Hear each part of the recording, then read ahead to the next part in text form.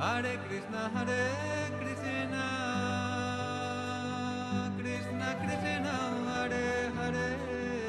Chanting together this morning text 6 from chapter 23. Brahmana's wives bless. ఈరోజు మనం భాగవతంలో ఋషిపదులందరూ కూడా ఆశీర్వదించుకుంటా అనేటువంటి అధ్యాయం 7వ అధ్యాయాన్ని క్రైస్తవంలో వీళ్ళ శ్లోకం ఈరోజు మనం ఉచ్చరిస్తున్నాం.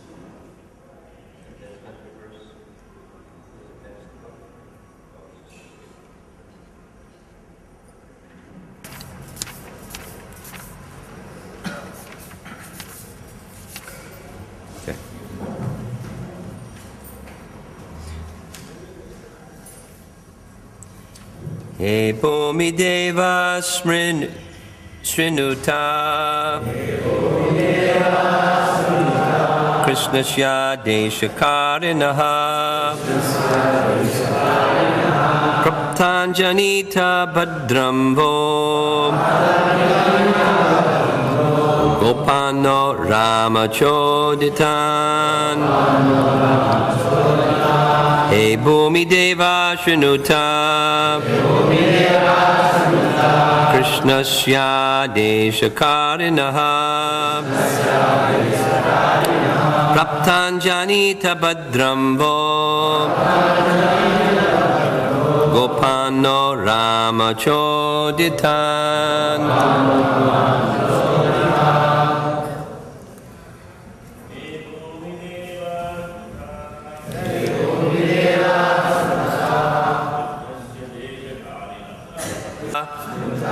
Please hear us. Krishnasya Adesha. On the order of Krishna. Karinaha. The executors. Praptan. Arrived. Janita. Please recognize. Bhadram. All good. Vaha. Unto you, Gopan, cowherd boys, Naha, us, Ramachoditan, sent by Lord Rama. Translation: The cowherd boys said, "O earthly gods, please hear us. We cowherd boys are executing the order of Krishna, and we have been sent here by Balarama. We wish all good for you. Please acknowledge our arrival." గొప్పవాళ్ళు ఈ విధంగా చెప్తున్నారు, భూమిదేవులారా, మేము కృష్ణాదేశం మీదకి ఇక్కడికి వచ్చాము. మమ్మల్ని బలరాముడు పంపించారు. మీకు సర్వశుభాలు జరుగుగాక. మేము ఒకసారి ముందుకు వచ్చాము, మమ్మల్ని ఒకసారి పట్టించుకోండి. You don't even need to look. It's not a practice. Okay. Purport by Srila Prabhupada. The term Bhumi Deva, or gods on earth, refers here to the Brahmanas, who are supposed to closely represent the will of the Supreme Lord. ఏం చెప్తున్నారంటే, భూమి దేవుడు అంటే భూమిపైన ఉన్నటువంటి దేవుడు అని. భూమిపైన దేవుడు అని చెప్పేసి బ్రాహ్మణులను నిర్దేశించి చెప్తున్నారు. ఎందుకంటే భగవత్ సంకల్పం ఏమిటి అనేటువంటిది ప్రత్యక్షంగా బ్రాహ్మణుల ద్వారా తెలుస్తుంది కనుక బ్రాహ్మణుల ప్రతినిధులు చెప్తున్నారు. The philosophy of Krishna consciousness is not a primitive polytheistic doctrine holding that human beings on earth are gods. Krishna చైతన్యత్వం అటువంటిదేనంటే ఏదో ఒక ప్రాథమికమైనటువంటి అవగాహన ఏమాత్రం లేకుండానే ఎవరు పడితే వాళ్ళు పట్టుకొని భూమి మీద మనుషులు దేవుని అని చెప్పినటువంటి తత్వం కాదు కృష్ణ చైతన్య తత్వం. Rather, it is a science that traces the descent of authority from the absolute truth himself, Sri Krishna. దానికి బదులుగా కృష్ణ చైతన్య తత్వం ఏమిటి అని అంటే ప్రామాణికమైనటువంటి యాజమాన్యం నుంచి కృష్ణుడి దగ్గర నుంచి వచ్చినటువంటి ప్రామాణికత నుంచి భగవంతుని గురించి తెలుసుకునేటువంటి. The authority and power of God naturally extend along with the extension of his creation. And on earth, the Lord's will and authority are represented by purified, enlightened men called Brahmanas. భగవంతునికి శక్తి కానీ భగవంతునికి యాజమాన్యం కానీ ఆయనకి సృష్టితో పాటుగా సహజంగానే విస్తరించి వ్యాపించి ఉంటాయి. భూమండలం మీద భగవంతునికి సంకల్పము భగవంతునికి యాజమాన్యం అనేటువంటి మనకి ఏ విధంగా తెలుస్తాయంటే పవిత్రీకరణ చెందినటువంటి నియమబద్ధంగా జీవించేటువంటి సద్బ్రాహ్మణులు ఎవరైతే ఉంటారో వాళ్ళ ద్వారానే మనకి ఆ సంకల్పం తెలుస్తుంది. This account will illustrate that the ritualistic Brahmanas approached by the cowherd boys were not at all properly enlightened and thus could not appreciate the position of Krishna and Balaram or that of their intimate associates. ఇక్కడ మనం ఏవైతే ఈ సందర్భంలో వైదిక క్రతువులు చేస్తున్నటువంటి బ్రాహ్మణులు చూస్తున్నాము, వీళ్ళు నిజంగా సక్రమంగా జ్ఞానోదయాన్ని పొంది ఉండలేదు. జ్ఞానోదయాన్ని పొందలేదు కాబట్టి వాళ్ళు కృష్ణుని కానీ బలరాముని కానీ గుర్తించలేకపోయారు. కృష్ణ బలరాములకి సహచరులు ఎవరైతే వాళ్ళ ముందు వచ్చినారో వీళ్ళని కూడా గుర్తించలేకపోయారు. Last sentence. In fact, this pastime exposes the pretentious position of the so-called Brahmanas, who are not faithful devotees of the Supreme Lord. ఇంకా వాస్తవంగా చెప్పాలంటే భగవంతునికి విశ్వాసపూర్వకమైన భక్తులుగా ప్రవర్తించకుండా నామమాత్రానికి కపటంతో మేము బ్రాహ్మణులు చెప్పుకొని తిరిగేటువంటి నామమాత్రం బ్రాహ్మణుల గురించి ఈ లీల మనకు తెలియజేస్తుంది. Om Ajnana Timirandasya Gananjana Salakaya Chakshurumidhitam Jena Tasmai Shri Gurave Namaha Shri Chaitanya Manobhistam Sthapitam Yena Bhutale Swayam Rupa Kadamayam Dadati Svapadantikam. Hare Krishna Krishna Krishna Hare Hare Hare Rama Rama Rama. We have to end at 8, right?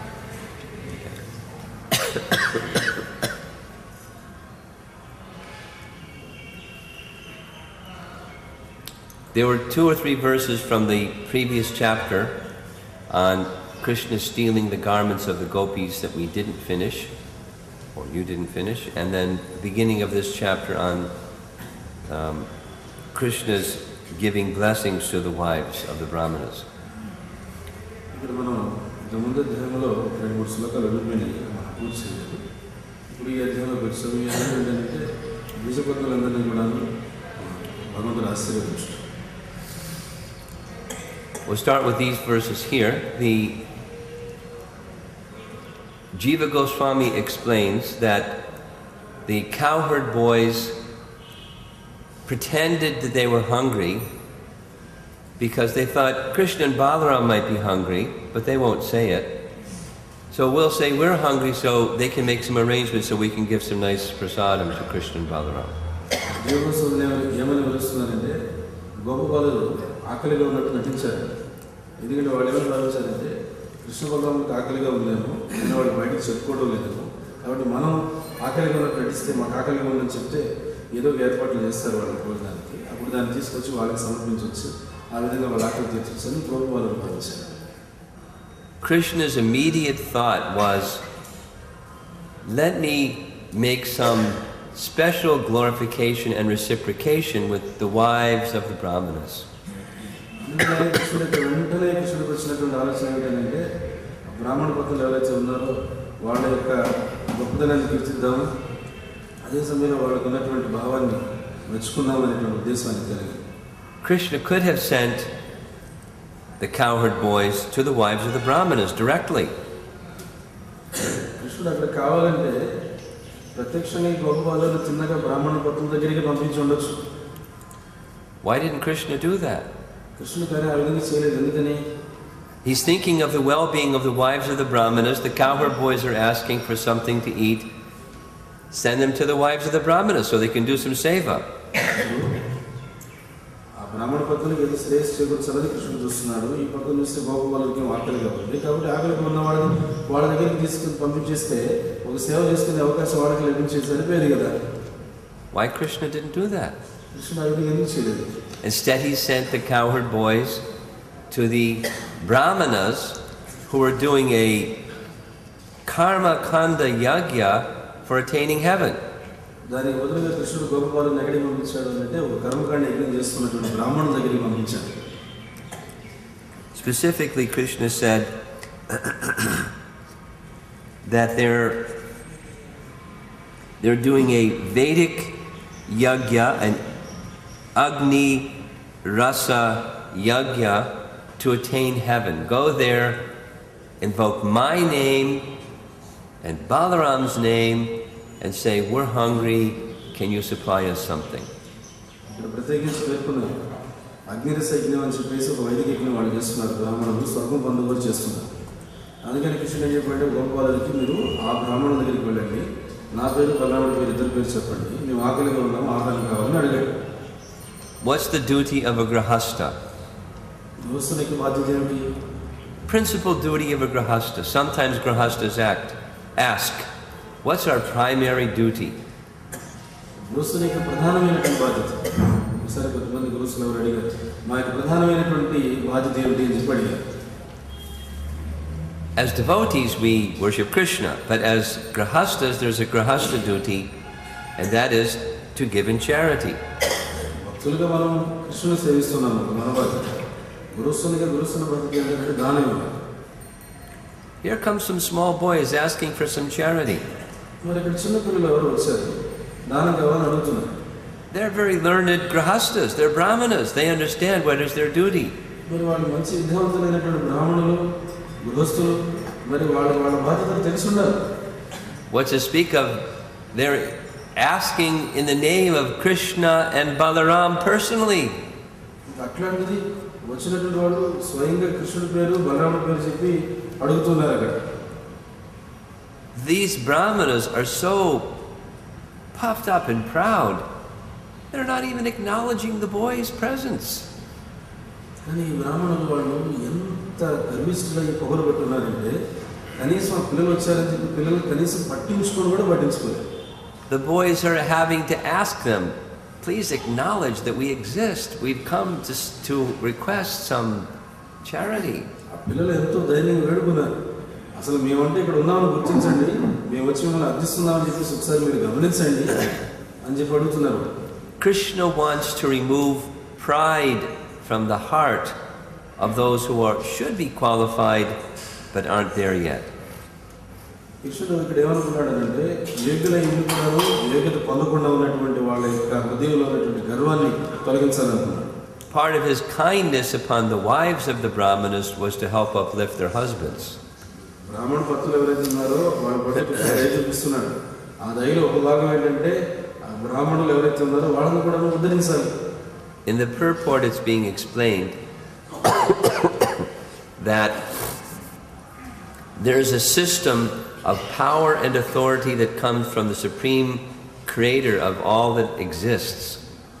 ఇక్కడ మన భాషలో వివరిస్తున్నారు, యాజమాన్యం కానీ శక్తి కానీ ఇవన్నీ కూడాను భగవంతుడి దగ్గర నుంచి ఎలా వస్తున్నాయంటే సృష్టితో పాటే సహజంగా విస్తరించి వస్తున్నాయి. In this acknowledgement of power and authority, it refers to the Brahmanas as gods on earth.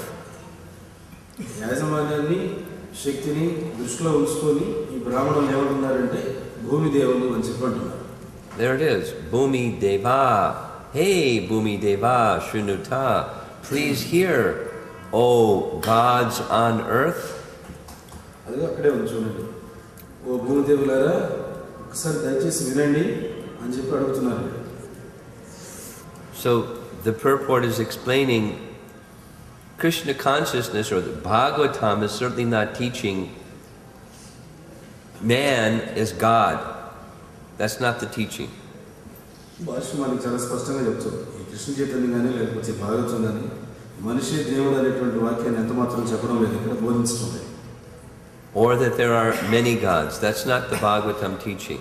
లేకపోతే ఎంతోమంది దేవుళ్ళు ఉన్నారు, ఆ విషయం కూడా భాగవతం బోధించడం లేదు. There's another teaching that says God, or the absolute truth, is the source of everything. కానీ ఇక్కడ మనకి చెప్పేటువంటి ఇంకొక బోధన కూడా ఉంది. భగవంతుడు లేదా పరమసత్యం సర్వానికి కూడా మూలం చెప్పి Aham sarvasya prabhavo matak sarvam pravartate. The absolute truth means that which is the source of everything. పరమసత్యం అంటే సర్వానికి కూడా మూలాధారమై ఉండాలి. And when Krishna brings forth the creation, he empowers other living beings with his power and authority both to manage the creation and also to give knowledge about the creator of the creation. అందువల్ల ఈ బోధనలు మనకు లభిస్తున్నాయి అన్నమాట. కృష్ణుడు ఏం చేశాడంటే ఈ సృష్టి కార్యం చేసినప్పుడు ఆ సృష్టి కార్యంలో జీవులందరినీ కూడా అనుభవం చేస్తున్నప్పుడు ఆయన అత్యంత శక్తివంతుడు కాబట్టి జీవునికి కూడా తన యొక్క శక్తిని ప్రసరింపజేశాడు. దేని గురించి?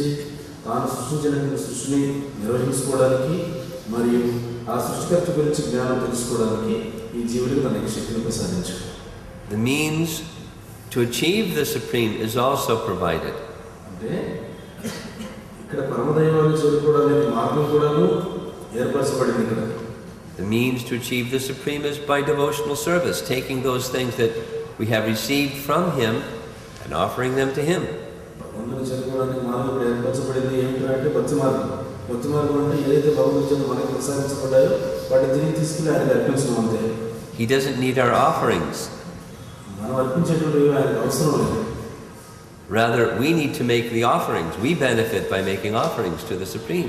మనం ఆయనకు అర్పణ చేయాల్సింది. మనం ఆయనకు అర్పణ చేసుకోవడం వల్ల ఆ విధంగా అర్పించడం వల్ల మనం ప్రయోజనం పొందుతాం. Within this system of power and authority that's descending, there's a class of persons called Brahmanas who are to know what is Brahman, to know what is supreme. That's their service to the other members of society. నుంచి యాజమాన్య శక్తి అనేటువంటి కొన్ని వచ్చాయి కదా, వచ్చి బ్రాహ్మణులకు ప్రాప్తించబడ్డాయి. బ్రాహ్మణులు వాళ్ళ యాజమాన్యాన్ని శక్తిని ఉపయోగించి వాళ్ళు ఏం చేయాలంటే భగవంతుడు అంటే ఎవరు, సమాజానికి భగవంతుడికి సంబంధం ఉండేటువంటి తెలుసుకోవాల్సినటువంటి శక్తి వాళ్ళకు ఉంది. Brahmanas are commonly also called Vipra, or very learned.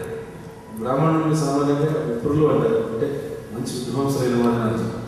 Those who are very learned are not only supposed to have theoretical understanding, but they're also to have practical realization of that understanding. బాగా విద్వాంసులైన వాళ్ళు అంటే వాళ్ళకి ఏదో సిద్ధాంతపరమైనటువంటి జ్ఞానం సరిపోదు. ఆ సిద్ధాంతపరమైన జ్ఞానం ఏదైతే దానికి సంబంధించినటువంటి ఆచరణపూర్వక అవగాహన కూడా ఉండాలి. Practical realization means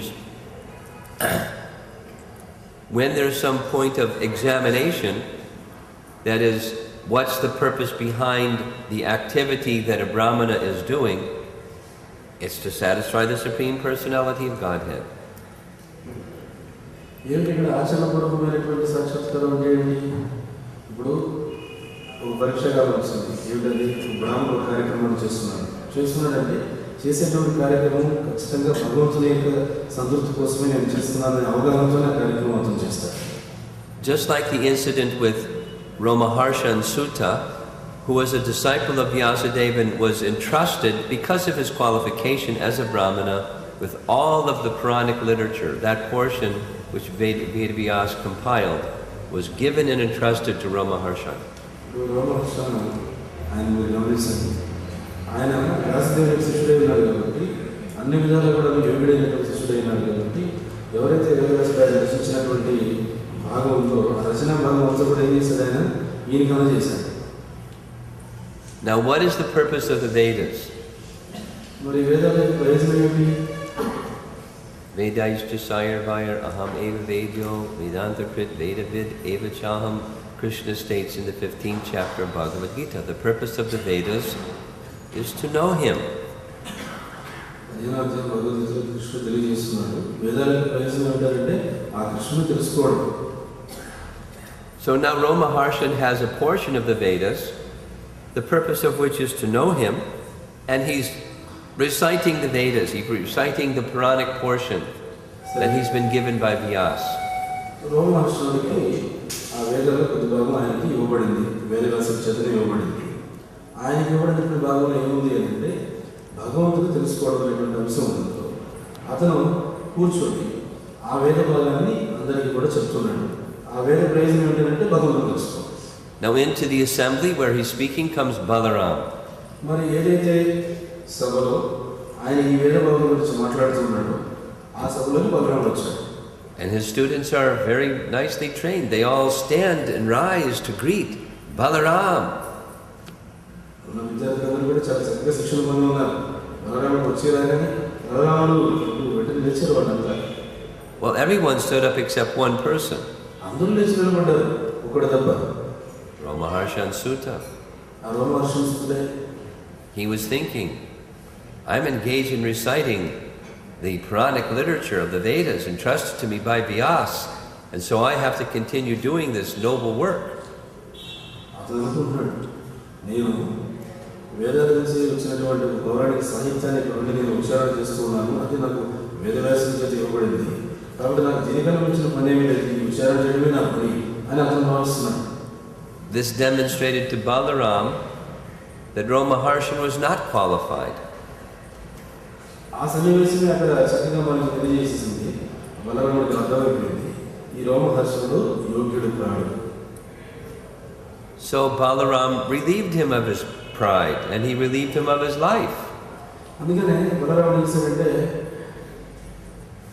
అతడి నుంచి అతని గర్వాన్ని తీసివేశాడు, అదే సమయంలో అతడి నుంచి ప్రాణం కూడా తీసేశాడు. Because Krishna does not like to see pride in the heart of his devotee. ఎందుకంటే కృష్ణుడికి తన భక్తుల హృదయంలో గర్వం కనుక ఉందంటే ఆ గర్వాన్ని చూడడానికి కృష్ణుడు ఏమాత్రం ఇష్టపడాడు. Krishna doesn't like to see pride in the heart of a Brahmana who is also supposed to be knowing the absolute truth and thus be a devotee. అదేవిధంగా బ్రాహ్మణుల హృదయంలో కూడా గర్వం ఉన్నటువంటిది కృష్ణుడు ఎంతమాత్రం కూడా చూడలేడు. ఎందుకంటే బ్రాహ్మణుడు అంటే అతను పరమ సత్యాన్ని తెలుసుకున్నవాడై ఉండాలి, భక్తుడై ఉండాలి. Unfortunately, some persons have the title of Brahmana without the qualification of Brahmana. That's a problem. దురదృష్టవశాత్తు ఏం జరుగుతుంది అంటే ఏమాత్రం యోగ్యత లేకుండా బ్రాహ్మణ అనేటువంటి పదాలు పెట్టుకుని తిరుగుతున్నటువంటి వాళ్ళు కొంతమంది ఉన్నారు. అదే అసలు సమస్య. It's a problem for them, and it's a problem for the persons who are looking to them for guidance and direction. అది వాళ్ళకి సమస్య. ఎవరైతే జనాలు వాళ్ళ వైపు చూస్తూ వాళ్ళ యొక్క మార్గదర్శకత్వం కోసం లేకపోతే వాళ్ళ యొక్క దిశానిర్దేశం కోసం ఎదురు చూస్తున్నారో వీళ్ళకి సమస్య. Fortunately, the Brahmanas who were doing their Agni Hotra Yagya, they didn't get the same result as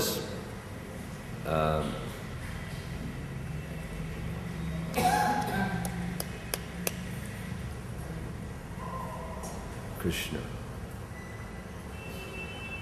Romaharshan Sutta. అందువల్ల ఇక్కడ అదృష్టం ఏంటంటే ఈ బ్రాహ్మణులు ఎవరైతే ఉన్నారో పిల్లలకి తెలిసినటువంటి బ్రాహ్మణులు వాళ్ళు అగ్నిహోత్ర యజ్ఞం చేస్తున్నారే కానీ ఆ రోమహర్షణ సూత్రకి లభించినటువంటి పరిచయం లభించలేదు. అది అదృష్టం. But whether Balaram kills Romaharshan Sutta or Krishna kills the pride of the wives of the Brahmanas, kills the pride of the Brahmanas in a different way, it's mercy or it's mercy. అయితే బలరాముడు ఇక్కడ రోమహర్షణ సూత్రుని సంహరించడం కానీ కృష్ణుడు ఇక్కడ ఎవరైతే బ్రాహ్మణులు ఉన్నారో ఆ బ్రాహ్మణుల పట్ల తన దయని చూపించి వాళ్ళకి గర్వాన్ని చంపడం కానీ రెండు కూడా ఈయన చూపించింది కృపే, ఆయన చూపించింది. There was a very significant historical event in the life of Bhaktisiddhanta Saraswati Thakur, wherein he was called upon to settle a dispute between learned persons. భక్తిసిద్ధాంత Saraswati మహారాజు జీవితంలో ఒక ప్రధానమైనటువంటి చారిత్రాత్మక ఘట్టం ఒకటి జరిగింది. అదేమిటంటే కొంతమంది విద్వాంసులు ఉన్నారు, ఆ విద్వాంసుల మధ్య వివాదాన్ని పరిష్కరించమని చెప్పేసి ఆయన ఆహ్వానించారు. Without going into the details, in principle, you know, when a group of people that hold a certain view and another group of people that hold a different view, and those two different views clash, and some of them are very smart and intellectual, and some are very smart and intellectual, it can get very hot. We've seen it. మన వివరాలకు వెళుతూ కానీ సూత్ర రూపంలో మనం చెప్పుకున్నాం. ఇప్పుడు ఒక బృందం ఉంది, ఆ బృందానికి ఒక అవగాహన ఉంది, వాళ్ళ అవగాహన మీద పట్టుబడ్డారు. ఇంకొక బృందం ఉంది, వాళ్ళకి ఒక అవగాహన ఉంది, ఆ తరహా అవగాహన వాళ్ళు పట్టుబడ్డారు. ఈ బృందంలో ఉన్నటువంటి వాళ్ళు మంచి బుద్ధి చేతలు ఉన్నవాళ్ళు, ఆ బృందంలో ఉన్నవాళ్ళు మంచి బుద్ధి చేతలు ఉన్నవాళ్ళు, వీళ్ళ మధ్య ఏ విధంగా జరుగుతుంది వాగ్వివాదం సర్వించి. Some of the issues that the caste-born Brahmanas were holding is the Pancharatrika section of the Vedas that allows persons who are not born in Brahmana families to become qualified in various ways. There's limits to those qualifications. They can't perform Vedic sacrifices, for example. And they can't worship deity, for example. That was their point of view. ఎవరైతే అక్కడ స్మార్త బ్రాహ్మణులు ఉన్నారో వాళ్ళు ఏం చేస్తున్నారంటే వాళ్ళ యొక్క అవగాహనలో వాళ్ళు చెప్పేట విషయాలు ఏంటంటే పంచరాత్రి విధి ప్రకారంగా బ్రాహ్మణ కుటుంబంలో జన్మించినటువంటి వాళ్ళు కొన్ని తరహా యజ్ఞాలు చేయడానికి లేదు, విగ్రహారాధన చేయడానికి లేదు అనేది వీళ్ళ విషయం. So they were saying, stop this violation of Vedic culture. And those that were following the Pantratriki system were saying, you stop being bodily conscious and caste conscious and study the Vedas properly, and clash, big conflict. వీళ్ళు జన్మతః బ్రాహ్మణ కుటుంబంలో జన్మించినటువంటి వీళ్ళు ఏమంటారంటే వైదిక శాస్త్రాలు మీరు విరుద్ధంగా పోతున్నారు, దాని మీద ఆపండి అని వీళ్ళు అంటారు. అవతల వాళ్ళే ఉన్నారంటే పంచరాత్రి విధులు పాటించేటువంటి వాళ్ళు అది కాదు, మీరు ఇంకా దేహావగాహన పట్టించుకున్నారంటే ఇంకా కులంగోత్తులను పట్టించుకున్నారంటే మీరు ఆ దేహ అవగాహనని ఆ శారీరక భావన ముందు వదిలిపెట్టి వేదాల సక్రమంలో మీరు అధ్యయనం చేయాలని వాళ్ళు అంటారు. ఇది జరిగేటువంటి It got to the point where it was getting violent. People's safety and lives were at risk. వీళ్ళకి మాట ఎక్కడికి పెరిగిపోయిందంటే చేసుకునే దగ్గర వచ్చేసింది అనమాట. వాళ్ళు సాధు మహాత్ములాగా ఉండేటువంటి వాళ్ళు సాధువులుగా మాట్లాడుకోవాల్సిన వాళ్ళు అక్కడ వెళ్ళిపోయింది వ్యవహారం. You live here in India, you know how it goes. భారతదేశంలో నాకు బాగా తెలుస్తుంది. Not just village people that, some little thing and they're, but intellectuals, it gets even more risky. ఇట్లాంటి విషయాలు ఏదో పల్లెటూరులో ఉన్నటువంటి గ్రామస్తులు వాళ్ళు ఏదో చిన్న విషయం వస్తే సమస్య వస్తే వాళ్ళు దెబ్బలాడుకునే దానికి పోవడం అని కాదు. పెద్ద పెద్ద విద్వాంసులు కూడా వాళ్ళ మధ్య మాట వస్తే ఎక్కడి దగ్గర తెలుసు. Because of the approach that Bhaktivinoda Thakur had taken in his preaching, he had people in both groups that respected him, and they wanted him to settle the matter. ఆయన చేసినటువంటి ప్రచార పద్ధతి ఏ విధంగా ఉందంటే ఆయన చేసిన పద్ధతిలో ఎంత వ్యవహారం ఉందంటే ఇప్పుడు ఆ రెండు బృందాలకి కూడా పడ్డం లేదు. ఆయన భక్తులు డాక్టర్ మహారాజుకి రెండు బృందాల నుంచి కూడా అనుకూలమైనటువంటి వాళ్ళు ఉన్నారు. వాళ్ళందరికీ ఏమన్నారంటే మా మధ్య ఈ విధంగా జరుగుతుంది, ఈ వ్యవహారాన్ని మీరే వచ్చి పరిష్కరించండి అనేది భక్తులు డాక్టర్ మహారాజుని ఆహ్వానించారు. At the time, Bhaktivinoda Thakur was very, very ill. He was bedridden for a long time and was lamenting, is there nobody on the face of this planet that has the spiritual substance that can settle this matter? And he was in greater grief about the paucity, the absence of spiritual substance on earth than he was about his physical ailment. అప్పుడు భక్తుల doctor మహారాజ్కి కబురు పంపిస్తే ఆ సమయంలో భక్తుల doctor మహారాజు చాలా అనారోగ్యంతో ఉన్నారు. ఇక అప్పుడు తన అనారోగ్యంతో వెళ్ళలేని పరిస్థితిలో ఉంటే భక్తుల డాక్టర్ అన్నారు, ఈ ప్రపంచంలో ఆధ్యాత్మికమైనటువంటి విషయాన్ని పూర్తిగా అవగాహన చేసుకున్న వాడే లేదా, ఈ ఇద్దరు బృందాలకు ఈ విధంగా తగాదా వచ్చింది, దీన్ని పరిష్కరించేటువంటి ఆధ్యాత్మికమైనటువంటి సత్తా ఉన్నవాడే లేదా అని చెప్పేసి ఆయన చాలా బాధపడ్డారు. Bhaktisiddhanta Saraswati Thakur, his son, came to know of this disturbed state of heart of his father, Bhaktivinoda Thakur. ఇప్పుడు భక్తిసిద్ధాంత సరస్వతి మహారాజు విషయం తెలిసింది. మన తండ్రి గారు ఈ విధంగా ఈ విషయంలో చాలా బాధపడుతున్నారు, ఆయన హృదయం చాలా బాధపడుతున్నారు విషయం తెలిసింది. So he asked his father, if you instruct me, I will go and I will speak and address this matter. భక్తిసిద్ధాంత Saraswati మహారాజు తండ్రి గారు మీరు నన్ను ఆదేశించండి, నేను వెళ్ళి వ్యవహారం చర్చించుకురావడానికి ఆ సమస్య పరిష్కరించడానికి నేను ప్రయత్నిస్తాను. Right away, Bhaktivinoda Thakur said, yes, you have the qualification, you go. వెంటనే భక్తివినోద ఠాకూర్ చెప్పారు, అవును నీకు అర్హత ఉంది, నువ్వు వెళ్ళు. You are my son, the son will represent the father, you can do this properly.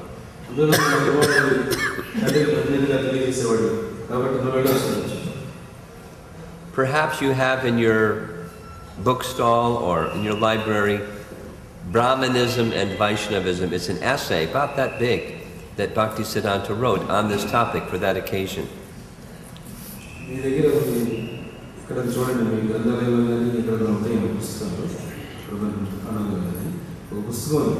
బ్రాహ్మణత్వము వైష్ణవత్వం అని చెప్పేసి ఆ సందర్భంలో భక్తిసిద్ధాంత సరస్వతి మహారాజు రచించిన పుస్తకం. I'll very quickly summarize the theme of that book. ఆ పుస్తకం యొక్క సారాంశాన్ని నేను త్వరగా క్లుప్తంగా చెప్తాను. It's in two parts. అది రెండు భాగాల్లో ఉంటుంది ఆ పుస్తకం. The first part is glorifying Brahmanas. అందులో మొదటి భాగం ఏంటంటే బ్రాహ్మణుల్ని చాలా బాగా కీర్తించడం. Bhaktisiddhanta Saraswati Thakur spent a whole day, he was given 2 days, a whole day glorifying Brahmanas with scriptural reference and detailed explanations and innuendos and subtleties and, brilliant exposition on the greatness of Brahmanas. Vaishnava Swami Maharaja మొత్తం 2 రోజులు అక్కడ సమావేశం నిర్వహించారు ఈ తగాదా పరిష్కరించడానికి. మొదటి రోజు ఏం చేశారంటే బ్రాహ్మణుల్ని ఎంతగానో కీర్తించారు. శాస్త్రాధారాలు చూపిస్తూ, ఉపమానాలు చూపిస్తూ, దృష్టాంతాలు చూపిస్తూ, రకరకాల ఉదాహరణలు చూపిస్తూ, వివరణలు ఇస్తూ ఆ రోజంతా కూడా బ్రాహ్మణులు ఎంతగానో కీర్తించారు. By the end of the day, the Brahmanas were going, "Yay! He understands how great we are. We're great, and he knows all about it. He's the right person to address this problem."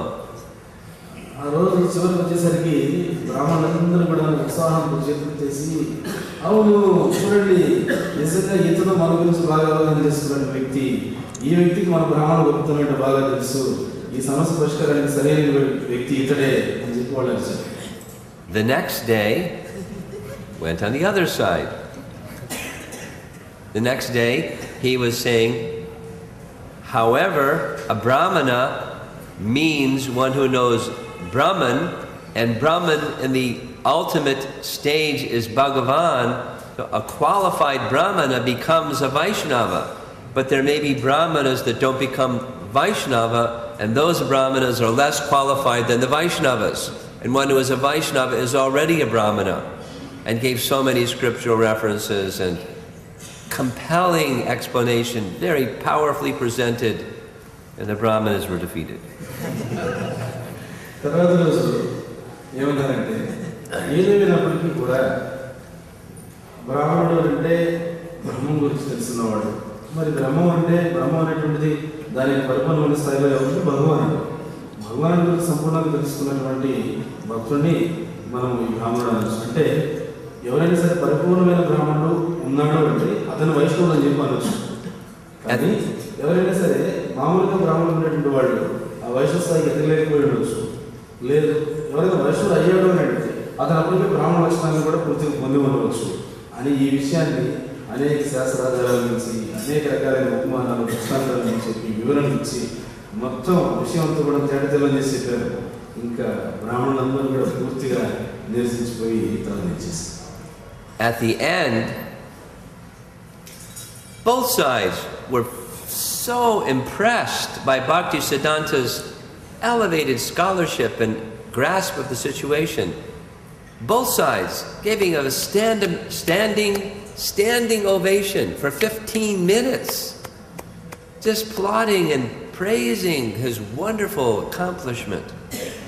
చివరికి వచ్చేసరికి సమావేశం చివరికి వచ్చేసరికి ఇరు వర్గాల వారు కూడా భక్తిసిద్ధాంత సరస్వతి మహారాజు యొక్క ఉన్నతమైన పాండిత్యం గురించి, ఇక్కడ వాళ్ళకి వచ్చినటువంటి సమస్య పట్ల ఆయనకు ఉన్నతమైన అవగాహన గురించి వాళ్ళు ఎంతగానో మెచ్చుకొని అందరూ లేచి నిలబడి ఒక 15 నిమిషాల సేపు ఏకదాటిగా చప్పట్లు కొడుతూనే ఉన్నారు. Then Bhaktisiddhanta wanted to leave. భక్తిసిద్ధాంత Saraswati మహారాజు బయలుదేరాలనుకున్నారు. And he was trying to get out of the assembly. ఆ సమావేశం నుంచి ఆయన బయటకు రావడానికి ప్రయత్నిస్తున్నారు. And everybody wanted to come and touch his feet. ఇంకా ప్రతి ఒక్కరు వచ్చి ఆయన పాదాలు తాకాలని భావించారు. But he had a very strict practice. He would never let people touch his feet. కానీ ఆయన చాలా కట్టుబాటు ఉంటుండేది. ఏంటంటే ఎవరిని కూడా తన పాదాలు తాగడానికి అనుమతించేవారే కాదు. It started to become a riot. వాళ్ళేమో అందరూ కూడా అక్కడికి వచ్చేస్తున్నారు. The police had to come. ఇక్కడ అందరూ కూడా గుంపు ఎక్కువగా అయ్యేసరికి పోలీసులు వచ్చేసారు. The police got a big container of water and stuck his feet in the water so they could sprinkle the water over everybody, let him get out safely. జనమంతా కూడా గుంపులుగా వచ్చేసరికి పోలీసులు వచ్చి వాళ్ళు ఏం చేశారంటే, దయచేసి నువ్వు పెద్ద పాత్ర తీసుకొని వచ్చాము, ఈ పాత్రలో మీ పాదాలు కడిగేస్తాము, కడిగేస్తే మన సమస్య పరిష్కారం అయిపోతుంది, అప్పుడు మీరు సురక్షితంగా ఇక్కడి నుంచి వెళ్ళిపోవచ్చు అని చెప్పేసి ప్రార్థించారు మహారాజు. So here's the point in relation to this Bhagavatam verse. ఇప్పుడు ఈరోజు మన భాగవత గారికి సంబంధం ఇక్కడ ఉంది. A Brahmana has a certain responsibility in relation to the rest of society. అదేంటంటే బ్రాహ్మణుడికి ఆ మిగతా సమాజానికి సంబంధించి ఈ బ్రాహ్మణుడికి బాధ్యత. A Brahmana is invested, a qualified Brahmana is invested with certain power and authority by the Supreme Lord because they know the message of the Vedas and the purpose of the Vedas. యోగ్యుడైనటువంటి బ్రాహ్మణుడికి భగవంతుని చేత ఇవ్వబడినటువంటి యాజమాన్యం శక్తి ఆయన దగ్గర ఉంటాయి. ఆ భగవంతుడు ఇచ్చినటువంటి యాజమాన్యం శక్తి ద్వారా ఇతనికి వేదాల యొక్క ప్రయోజనం ఏమిటి, వేదాలైనటువంటి చివరికి ఎవరు తెలుసుకోవడానికి ఉద్దేశించబడ్డాయనేటువంటి సత్యం ఆయన దగ్గర ఉంటుంది. A truly qualified Brahmana is a Vaishnava.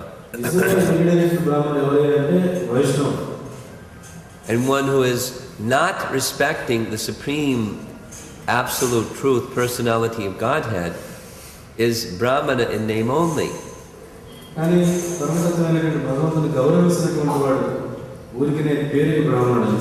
Now that's a strong statement, especially in South India.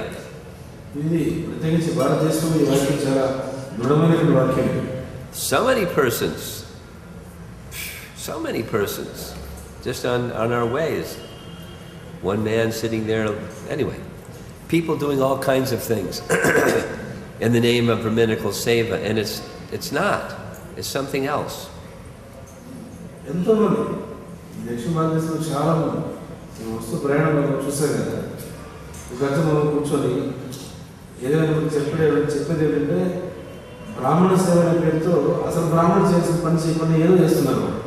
With this pastime, Krishna wanted to elevate them, and he did.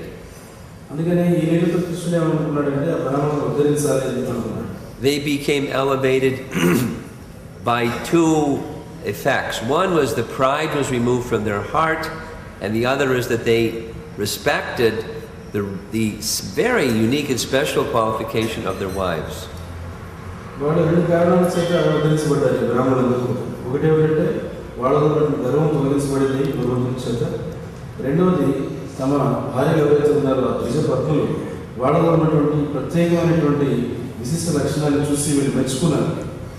So what was that special qualification of their wives?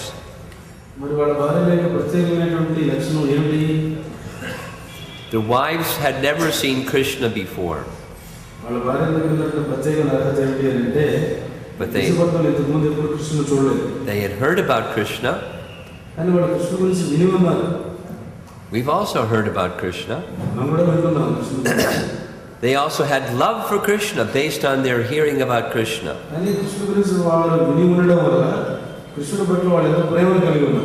And they had a very strong desire to serve Krishna based on that love for Krishna.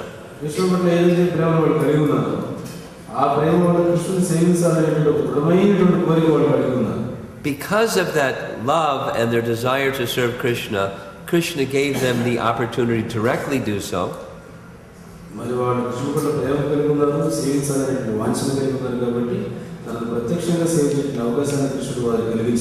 He lifted them up and honored them to such a degree that they were able to lift up their husbands.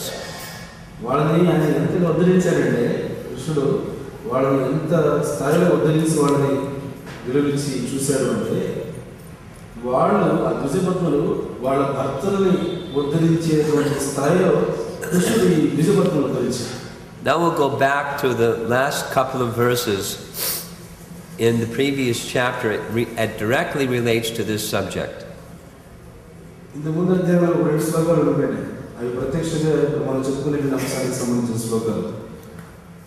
After Krishna had taken the garments of the gopis and one by one had given the garments back to the gopis and accepted them as intimate associates and promised them that later he would marry them.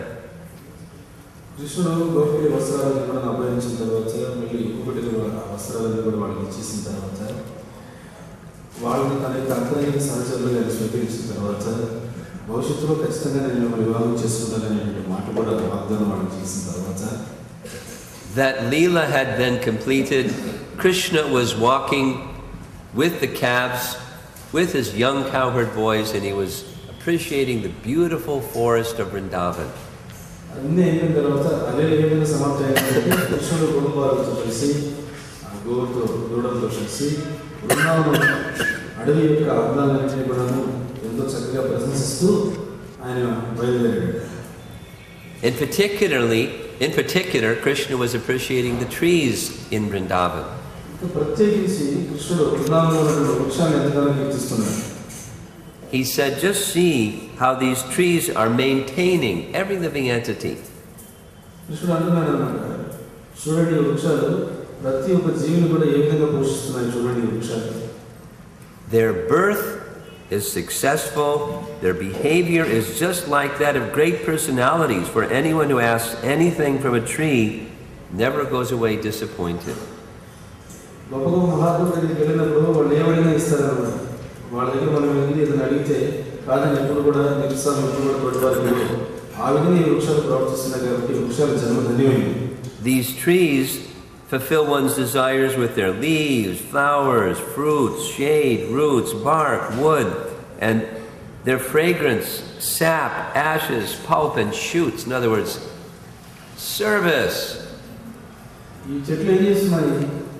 వాటి యొక్క ఆకుల ద్వారా, పువ్వుల ద్వారా, పండ్ల ద్వారా, కొమ్మల ద్వారా, రెమ్మల ద్వారా, కాండం ద్వారా, వేర్ల ద్వారా, ఆ చెట్టు నుంచి వచ్చేటువంటి సుగంధం ద్వారా, చెట్టు బేడ ద్వారా, చెట్టు కలుపు ద్వారా, వంట చెరుకు ఇలా ఎన్నో ఇస్తున్నాయి. వాళ్ళు వేరే మాటలు చెప్పాలంటే ఎంతో సేవ చేస్తున్నాయి. And then he speaks a very important verse. తర్వాత చాలా ముఖ్యమైనటువంటి శ్లోకం చెప్పారు. It is the duty of every living being to perform welfare activities for the benefit of others with his life, wealth, intelligence, and words. ప్రతి ఒక్క జీవి యొక్క బాధ్యత ఏంటంటే తోటి వారి యొక్క శ్రేయస్సు కోసం అని చెప్పేసి ప్రజా సంక్షేమ కార్యక్రమాలను చేపట్టాలి. తమ జీవితంతో, తమ ధనంతో, తన బుద్ధితో, తన మాటలతో ప్రతి ఒక్కరు కూడా తోటివాడికి ఉపయోగపడేటువంటి సంక్షేమ కార్యక్రమం చేయాలి. This is such an important verse that Sri Chaitanya Mahaprabhu refers to this verse when he's speaking about inaugurating his Sankirtan movement or distributing the fruits of the tree of love of God very liberally to anyone and everyone by saying, by this Sankirtan, by the congregational chanting of the holy name, by this Hare Krishna movement, people will become benefited. I'll become a pious person by encouraging others to do so, and then my name will be heard in all corners and everyone will be benefited. And then he said like this verse.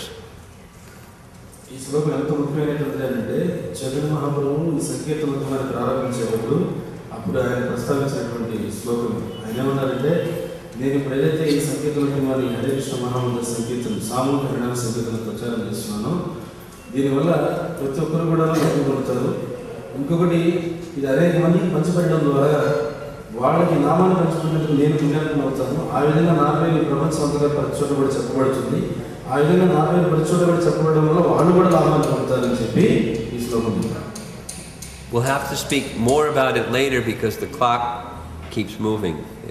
Didi Darshan is going to happen very soon. దీని గురించి మనం చెప్పుకోవాల్సిన చాలా ఉంది. కానీ త్వరగా చెప్పుకుంటాం. స్వామి దర్శనానికి. But these four things that are mentioned that we should bear in mind, ways in which we can serve Krishna. కానీ ఇక్కడ 4 విషయాలు మాత్రం ప్రస్తావించారు. ఈ 4 కూడా మన కృష్ణుని సేవించడానికి మార్గాలు. There are ways in which we can serve Krishna and ways in which we can help others to serve Krishna also. ఈ 4 కూడా మనం కృష్ణుని సేవించడానికి ఈ 4 మార్గాలు. తోటి వారికి సహాయం చేసి వారు కృష్ణుని సేవించడానికి కూడా ఈ 4 మార్గాలు. When we're engaged in our preaching work, the highest surrender is someone gives their life. మనం ప్రచార కార్యంలో నిమగ్నమైనప్పుడు సర్వోన్నతమైన శరణాగతి ఏంటంటే జీవితాన్ని త్యాగం చేయడం. If they can't give their life, they can give some of their wealth to help the work of those who are giving their life. వాళ్ళకి జీవితాన్ని త్యాగం చేయలేకపోయారు. కనీసం వాళ్ళ దగ్గర ఉన్న ధనాన్ని ఎవరైతే జీవితాన్ని త్యాగం చేస్తున్నారో వారికి తోడ్పడేదానికి ధనాన్ని ఇవ్వచ్చు.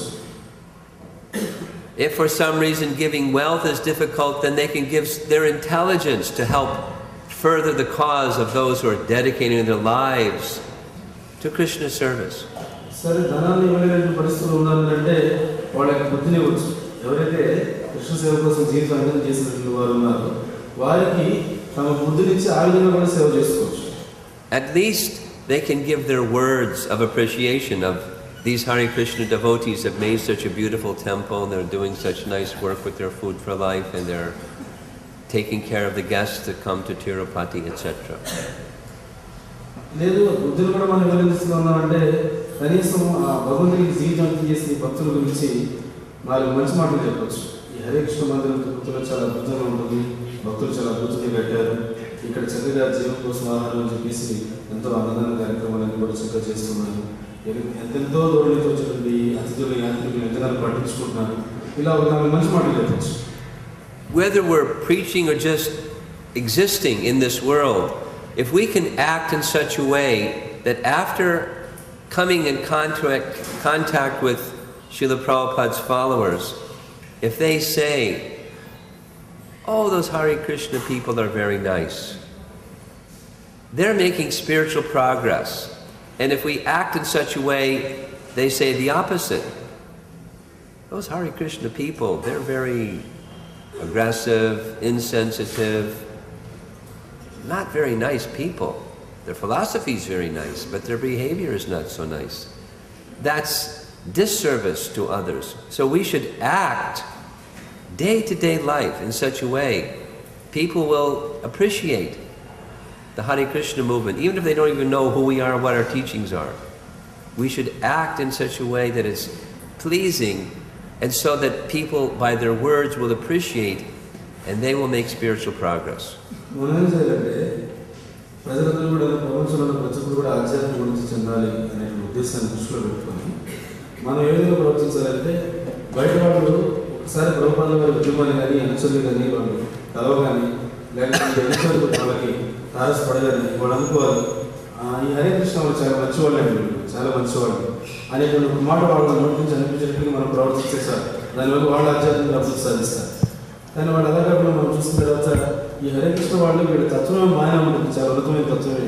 కానీ హరే కృష్ణ వాళ్ళ ఉద్యమంలో ఉండేటువంటి అనుచరులు ఎవరైతే ఉన్నారో వాళ్ళు అంతగా సక్రమంగా ప్రవర్తించరు, వాళ్ళకి అసంత ఉన్నత స్థితిలో ప్రవర్తిస్తూ ఉంటారు, లేకపోతే వాళ్ళ ఇంగిరి జ్ఞానం లేకుండా ప్రవర్తిస్తూ ఉంటారు, ఇట్లాంటి మాట్లాడుతున్నారు, పొగరగా ఉంటారు అని అన్నారు. అది అంత మంచి ప్రభావం కాదు, అది వాళ్ళకి కూడా అంత మంచిది కాదు. కాబట్టి ఇక్కడ మన బాధ్యత ఏమిటంటే మన లోపల ఎవరెవరు ఉన్నారని మనకు అది అవసరం. బయట వాళ్ళు మన లోపల ఉన్న వాళ్ళు ఎట్లా ప్రవర్తించాలి అంటే బయట వాళ్ళు అనుకోని హరే కృష్ణ ఉద్యమం చాలా మంచిదండి అని చెప్పి బయట వాళ్ళు అనుకునేటట్లుగా మనం ఇక్కడ ప్రవర్తిస్తే చాలు, వాళ్ళ ఆచార్యం ప్రవర్తిస్తారు. This Bhagavatam verse fits in perfectly with Chaitanya Mahaprabhu's Shikshastakam. Trinadapi sunechena turor iva sahishnuna amanina manadena kirtaniya sadahari. So the second, Toror api sahishnuna, is exactly what Chaitanya Mahaprabhu, what Krishna is glorifying. These trees are like sages. And if devotees can be like those trees, where our whole existence is just to serve others, in such a way, give our body, give our words, give our mind, give our lives, give our wealth, give our intelligence, at least give our words and encourage others to do the same. That's the Chaitanya's Mahaprabhu's Sankirtan movement. In a nutshell, that one verse, very nice verse. చాలా చక్కటి శ్లోకం మనం చెప్పుకునే బాగా శ్లోకం. చైతన్య మహాప్రభు చెప్పినటువంటి తృణాదాపి శ్రీచరణ శ్లోకానికి పూర్తిగా అనుసంధానమైనటువంటి శ్లోకం. తరోరేవ సహిష్ణ అక్కడ వృక్షం గురించి చైతన్య మహాప్రభు చెప్పారు కదా, ఆ వృక్షం గురించి కృష్ణుడు చెప్తున్నాడు. ఈ వృక్షాలు చూడండి, ఇవి సర్వస్వం కూడాను పరుల యొక్క సేవ కోసమే ఉపయోగిస్తూ ఉన్నాయి. వాటి సర్వస్వాన్ని కూడా తోటి వారికి మేలు కోసమే అవి దారపోస్తున్నాయి. భక్తులైన వాడు కూడా ఈ విధంగా ఉండాలి అని కృష్ణుడు అక్కడ కోరుతున్నాడు. అతడు తన యొక్క సర్వస్వాన్ని కూడా, తన శరీరాన్ని అయితే, తన బుద్ధిని, తన మాటని, తన మనస్సుని, తన ధనాన్ని, తన ప్రాణాన్ని, సర్వస్వాన్ని కూడా తోటి వాళ్ళ హితం కోసం దారపోయారు. ఆ విధంగా చేయడం అనేటువంటిదే వృక్షం నుంచి భక్తులు చూసి నేర్చుకోగలిగేటువంటిది అని చెప్పి చైతన్య మహాప్రభు శ్లోకం చెప్పిన సారాంశం అదేనమాట. చైతన్య మహాప్రభు యొక్క సంకేతం మొత్తం యొక్క భావం కూడా ఇదే. Grantharaj Srimad Bhagavatam ki Srila Prabhupada ki Gaur Premanandi. Hare Krishna Krishna Krishna Hare Hare. Om Namo Bhagavate Vasudevaya. Om Namo Bhagavate Vasudevaya. Om Namo Bhagavate Vasudevaya. Jnanena Yagyena Chapyanye Yajanto Mam Upasate Ekatve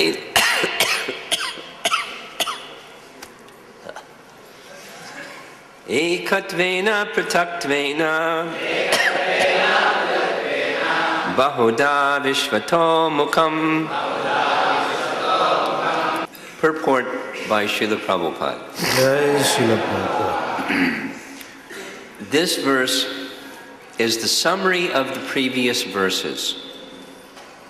The Lord tells Arjuna that those who are purely in Krishna consciousness and do not know anything other than Krishna are called Mahatma.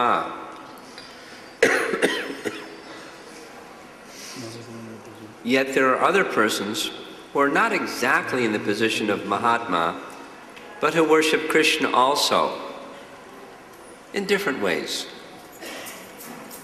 Some of them have already been described as the distressed, the financially destitute, the inquisitive, and those who are engaged in the cultivation of knowledge. But there are others who are still lower, and these are divided into three. 1. He who worships himself as the Supreme Lord. 2. He who concocts some form of the Supreme Lord and worships that. And 3. He who accepts the universal form, the Vishwarup, of the Supreme Personality of Godhead and worships that. Out of the above three, the lowest, those who worship themselves as the Supreme Lord, thinking themselves to be monists, are most prominent. Some people think themselves to be the Supreme Lord, and in this mentality they worship themselves. This is also a type of God worship, for they can understand that they are not the material body, but are actually spirit soul. At least such a sense is prominent. Generally, the impersonalists worship the Supreme Lord in this way. Second class includes the worshippers of the demigods, or those who by imagination consider any form to be the Supreme Lord. And the third class includes those who cannot conceive of anything beyond the manifestation of this material universe. They consider the universe to be the supreme organism or entity and worship that. The universe is also a form of the Lord. భాష్యము పూర్వపు శ్లోకముల సారాంశమే ఈ శ్లోకము. సంపూర్ణ భక్తిభావంలో నిలిచి తనను తప్ప అన్యమును తెలియని వారు మహాత్ములని శ్రీకృష్ణుడు అర్జునుడికి తెలిపి ఉన్నాడు. అట్టి మహాత్ముల స్థాయికి చెందుకున్నను శ్రీకృష్ణునే పలు విధములుగా పూజించేవారు కొందరు గలరు. వారిలో కొందరు ఆర్తులు, జిజ్ఞాసులు, అర్ధార్థులు, జ్ఞాన సంపార్జన ఎందు నియుక్తులైన వారుగా ఇదివరకే వర్ణింపబడినారు. వీరికన్నను తక్కువ స్థాయిలో గల ఇతరులు తిరిగి 3 రకములుగా విభజింపబడిరి. అందులో మొదటి రకం వారు ఆత్మనే భగవానునిగా తలచి తమను తాము అర్చించుకుందరు. రెండవ రకం వారు భగవానునికి ఏదో రూపమును తోచిన రూపమును ఆపాదించి దానిని అర్చింతురు. ఇక మూడవ రకం వారు భగవానునికి విశ్వరూపమును ఆమోదించి దానిని అర్చింతురు. ఈ 3 రకములలో తమను అద్వైతులుగా భావించుచు తమను తామే భగవాను రూపమును అర్చించువారు అధికముగా ఉందరు, వారు అధములు. అటువారు తమనే భగవానునిగా భావించుచు అదే భవనంలో తమను తాము పూజించుకుందరు. ఇదిను ఒక విధమైన భగవద్ దర్శనమే. ఎలయన ఇట్లు చేయువారు తాము దేహాదులు కామనియు కేవలం ఆత్మస్వరూపులమైననియు సంపూర్ణముగా తెలిసి ఉందరు. కనీసం వారి యందు అట్టి భావము ప్రబలముగా ఉండను. సాధారణంగా నిరాకారవాదులు దేవదేవుని ఈ రీతిగానే అర్చించరు. ఏ రూపమైనను భగవానుని రూపమే అనేది భావనలో ఇతర దేవతార్చనము చేయువారు రెండవ తరగతి చెందినవారు. ఇక మూడవ తరగతి చెందినవారు విశ్వమును తప్ప అన్యమును ఊహింపలేక విశ్వమునే దివ్యముగా భావించి దానిని అర్చించరు. అటు విశ్వము కూడా శ్రీకృష్ణ భగవానుని రూపమే అయి ఉన్నది.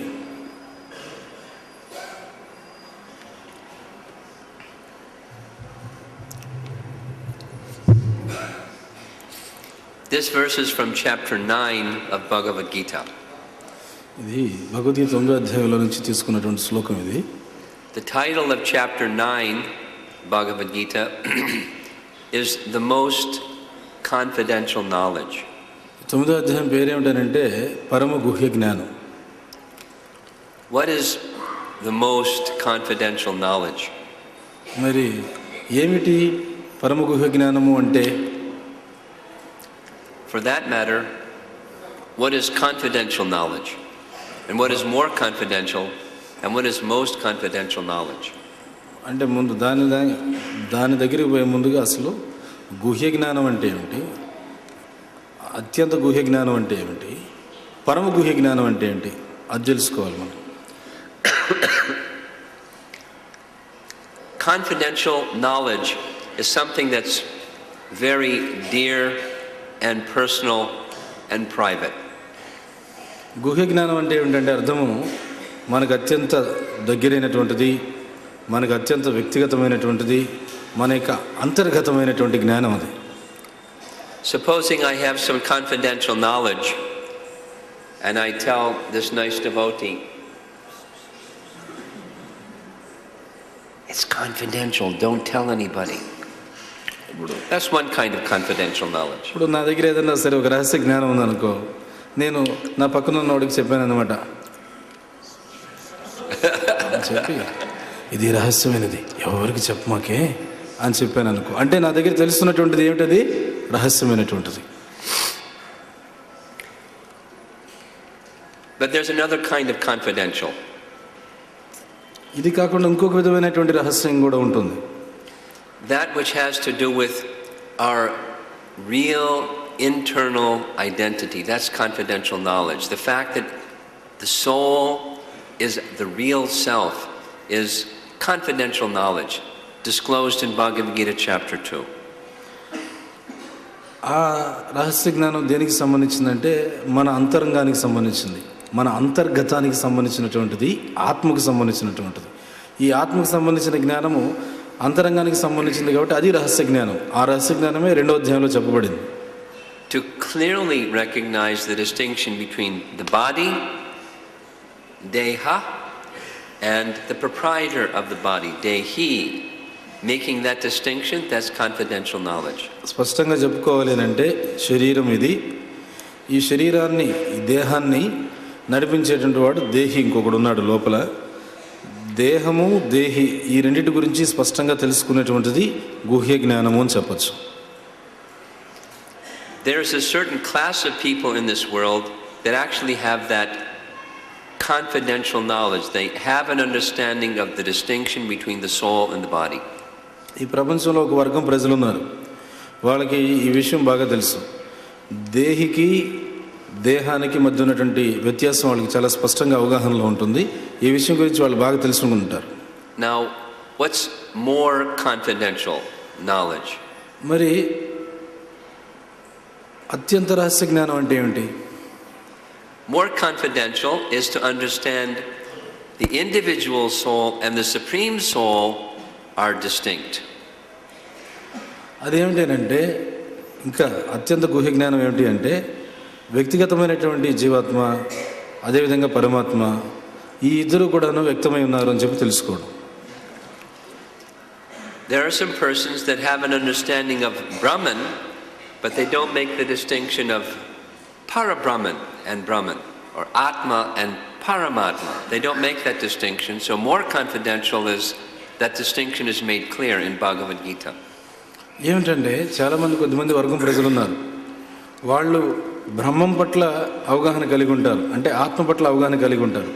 పరబ్రహ్మం పట్ల వాళ్ళకి సరైనటువంటి అవగాహన ఉండదు. ఎట్లా వాళ్ళు అనుకుంటారు, ఈ బ్రహ్మము పరబ్రహ్మము రెండు ఒకటే అంటారు, ఆత్మ పరమాత్మ రెండు ఒకటే అంటారు.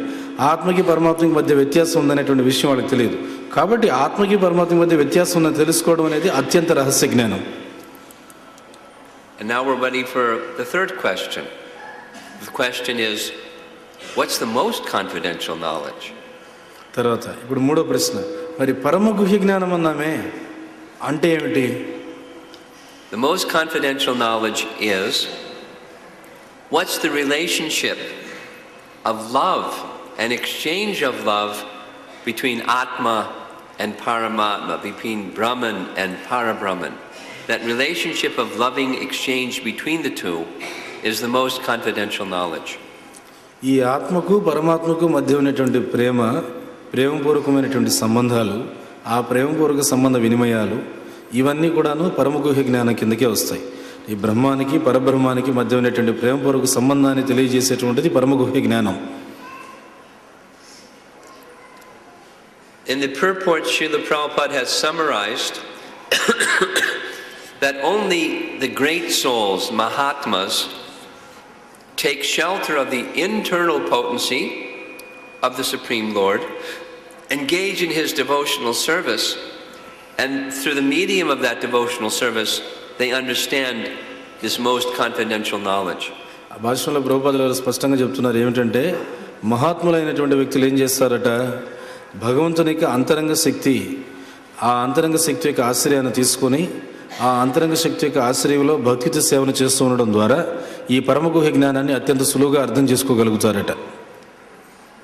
Then Prabhupada brings it down one level and says there are persons, they're not Mahatmas taking always shelter of the internal potency, but they have some material motivation.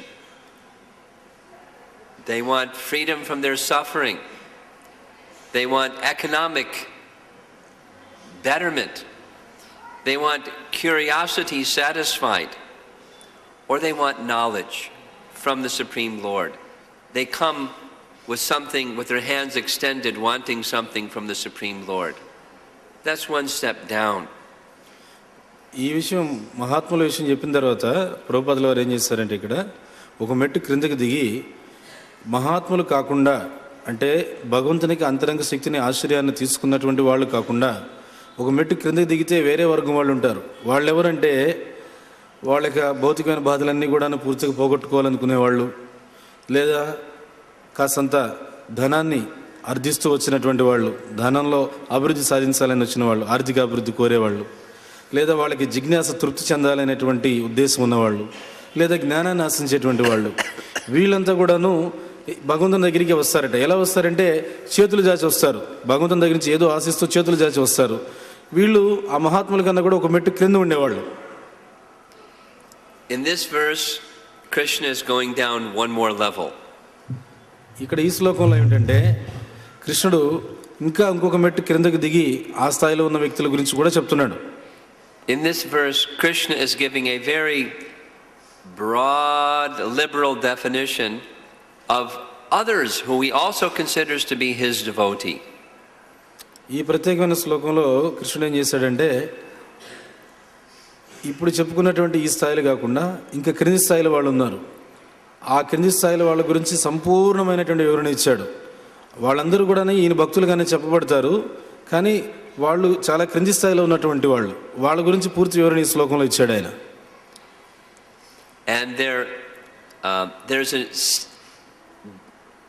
ascending order to how they're considered by Krishna. There's one that's higher, one that's in between, and one that's lower. ఇది మళ్ళీ వాళ్ళు కూడా కృష్ణుడి దృష్టిలో ఏ విధంగా వాళ్ళకి స్థితిగతులు ఉన్నాయి, వాళ్ళలో మళ్ళీ ఎవరు ఉన్నత స్థానంలో ఉన్నారు, ఎవరు ఆ ఉన్నత స్థానంలో ఉన్న వాళ్ళకన్నా కూడా కొంచెం తక్కువ స్థానంలో ఉన్నారు, ఎవరు ఇంకా తక్కువ మరీ అధమ స్థానంలో ఉన్నారు, అది కూడా ఒక క్రమ పద్ధతిలో ఇక్కడ తెలిపారు. We will start with the one that's lower and we'll go up. మనము కింది స్థాయి నుంచి చెప్పుకుందాం, కింది స్థాయి నుంచి పై స్థాయి వరకు చెప్పుకుందాం. At the bottom of those who Krishna considers very liberally and very broad-mindedly to be his devotee, those who worship the Supreme as themselves, ekatvena. కృష్ణుడు ఇక్కడ తన వాళ్ళగా చెప్పుకుంటున్నటువంటి వాళ్ళలో అత్యంత కింది స్థాయిలో ఉన్న వాళ్ళు ఎవరయ్యా అంటే, అది కూడా కృష్ణుడు ఏ విధంగా అక్కడ పరిగణిస్తున్నాడంటే, చాలా విశాలమైనటువంటి హృదయంతో, చాలా ఉదాత్త స్వభావంతో ఆయన పరిగణించి వీళ్ళు కూడా నాకు సంబంధించిన వాళ్ళని చెప్తున్నారు. వాళ్ళలో ఎవరు అత్యంత క్రింది స్థాయిలో ఉండేవాళ్ళనంటే, తమను భగవంతునిగా పూజించుకునేటువంటి వాళ్ళు. One time Srila Prabhupada described one very bold and foolish person who demonstrated this on stage. He had a big audience and he was up on a big stage, and he sat down, took RT paraphernalia, rang a bell and began worshiping himself. First incense and then a ghee lamp, and he was literally worshiping himself, showing his audience, this is how you do it, ekatvena. Very silly, huh? ఎవరు ఈ క్రింది స్థాయిలో వాళ్ళు అంటే ఏకత్వేన అని చెప్పేవాళ్ళు. భగవంతుడికి నాకు వ్యత్యాసం లేదు కాబట్టి, నేనే భగవంతుని కాబట్టి నన్ను నేనే పూజ చేసుకుంటాను అనేవాళ్ళు. ప్రభుపాదులు వారు చెప్తున్నారు, ఒక సందర్భంలో ఒక పెద్ద సమావేశాన్ని ఆయన గమనించారంట. చాలామంది ఆ ప్రేక్షకులు హాజరై ఉన్నారు ఆ సమావేశానికి. ఉపన్యాసం ఇచ్చేటువంటి వక్త పైన కూర్చొని ఉన్నాడు. ఆయన ఏం చేశాడు, అందరి ముందు ఏం చేశాడు, ఒక చేత్తో గంట పట్టుకొని గంట మోగిస్తూ, ఇంకో చేత్తో హారతి తీసుకొని ఆ హారతిని తన వైపు తిప్పుకొని తనకు తానే హారతి ఇచ్చేసుకుంటున్నాడు అనమాట. తనకు తానే ధూపదీప నైవేద్యాలను ఇచ్చేసుకుంటున్నాడు. మరి అతని అవగాహన ఏంటంటే, అందరికి నిరూపించాలని చూస్తున్నాడు, ఏకత్వేనా, భగవంతుడికి నాకు వ్యత్యాసం లేదు, నేనే భగవంతుని కాబట్టి నన్ను నేనే పూజ చేసుకుంటున్నాను. Now for those of us that are trained in Lord Chaitanya's teachings, that's very silly, and we understand that to be impersonalism. Chaitanya మహాప్రభుకి అడుగు జాడలో శిక్షణ పొందినటువంటి మనలాంటి వాళ్ళకైతే అది ఎలా అనిపిస్తుంది అంటే, ఈ సన్నివేశం చాలా తమాషాగా అనిపిస్తుంది, అది చాలా నిరాకారవాదం అని చెప్పి మనకు అర్థమవుతుంది.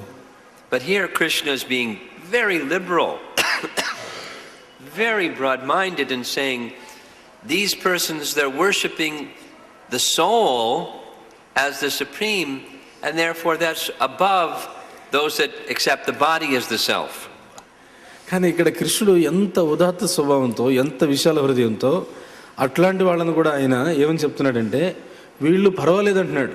ఏ విధంగా పర్వాలేదు, నేనే దేహము అని భావించేటువంటి దేహభావనలో ఉండే వాళ్ళకన్నా కూడా వీళ్ళు దేహభావం నుంచి బయటపడి నేను ఆత్మస్వరూపుడు అని చెప్పి గుర్తించి ఉన్నారు కాబట్టి, నేను ఈ దేహం కాదని తెలుసుకున్నారు కాబట్టి వీళ్ళు వాళ్ళకన్నా పర్వాలేదు. Now we'll go up one level from what the verse is describing, and that is prataktvena bahuda, or worship of many. Bahu means many. Prataktvena bahuda, worship of demigods, or many as God, many gods. ఇంకొక మెట్టు పైకి వెళ్దాం ఇప్పుడు. అదేమిటనంటే పృథక్త్వేన బహుదా అంటే, బహుదా అంటే అనేక, కొద్దిమంది ఉంటారు వాళ్ళు అందరూ దేవుళ్ళే అని చెప్పే భావంతో వివిధ రకాలైనటువంటి దేవతార్చనలన్నీ కూడా చేస్తూ ఉంటారు.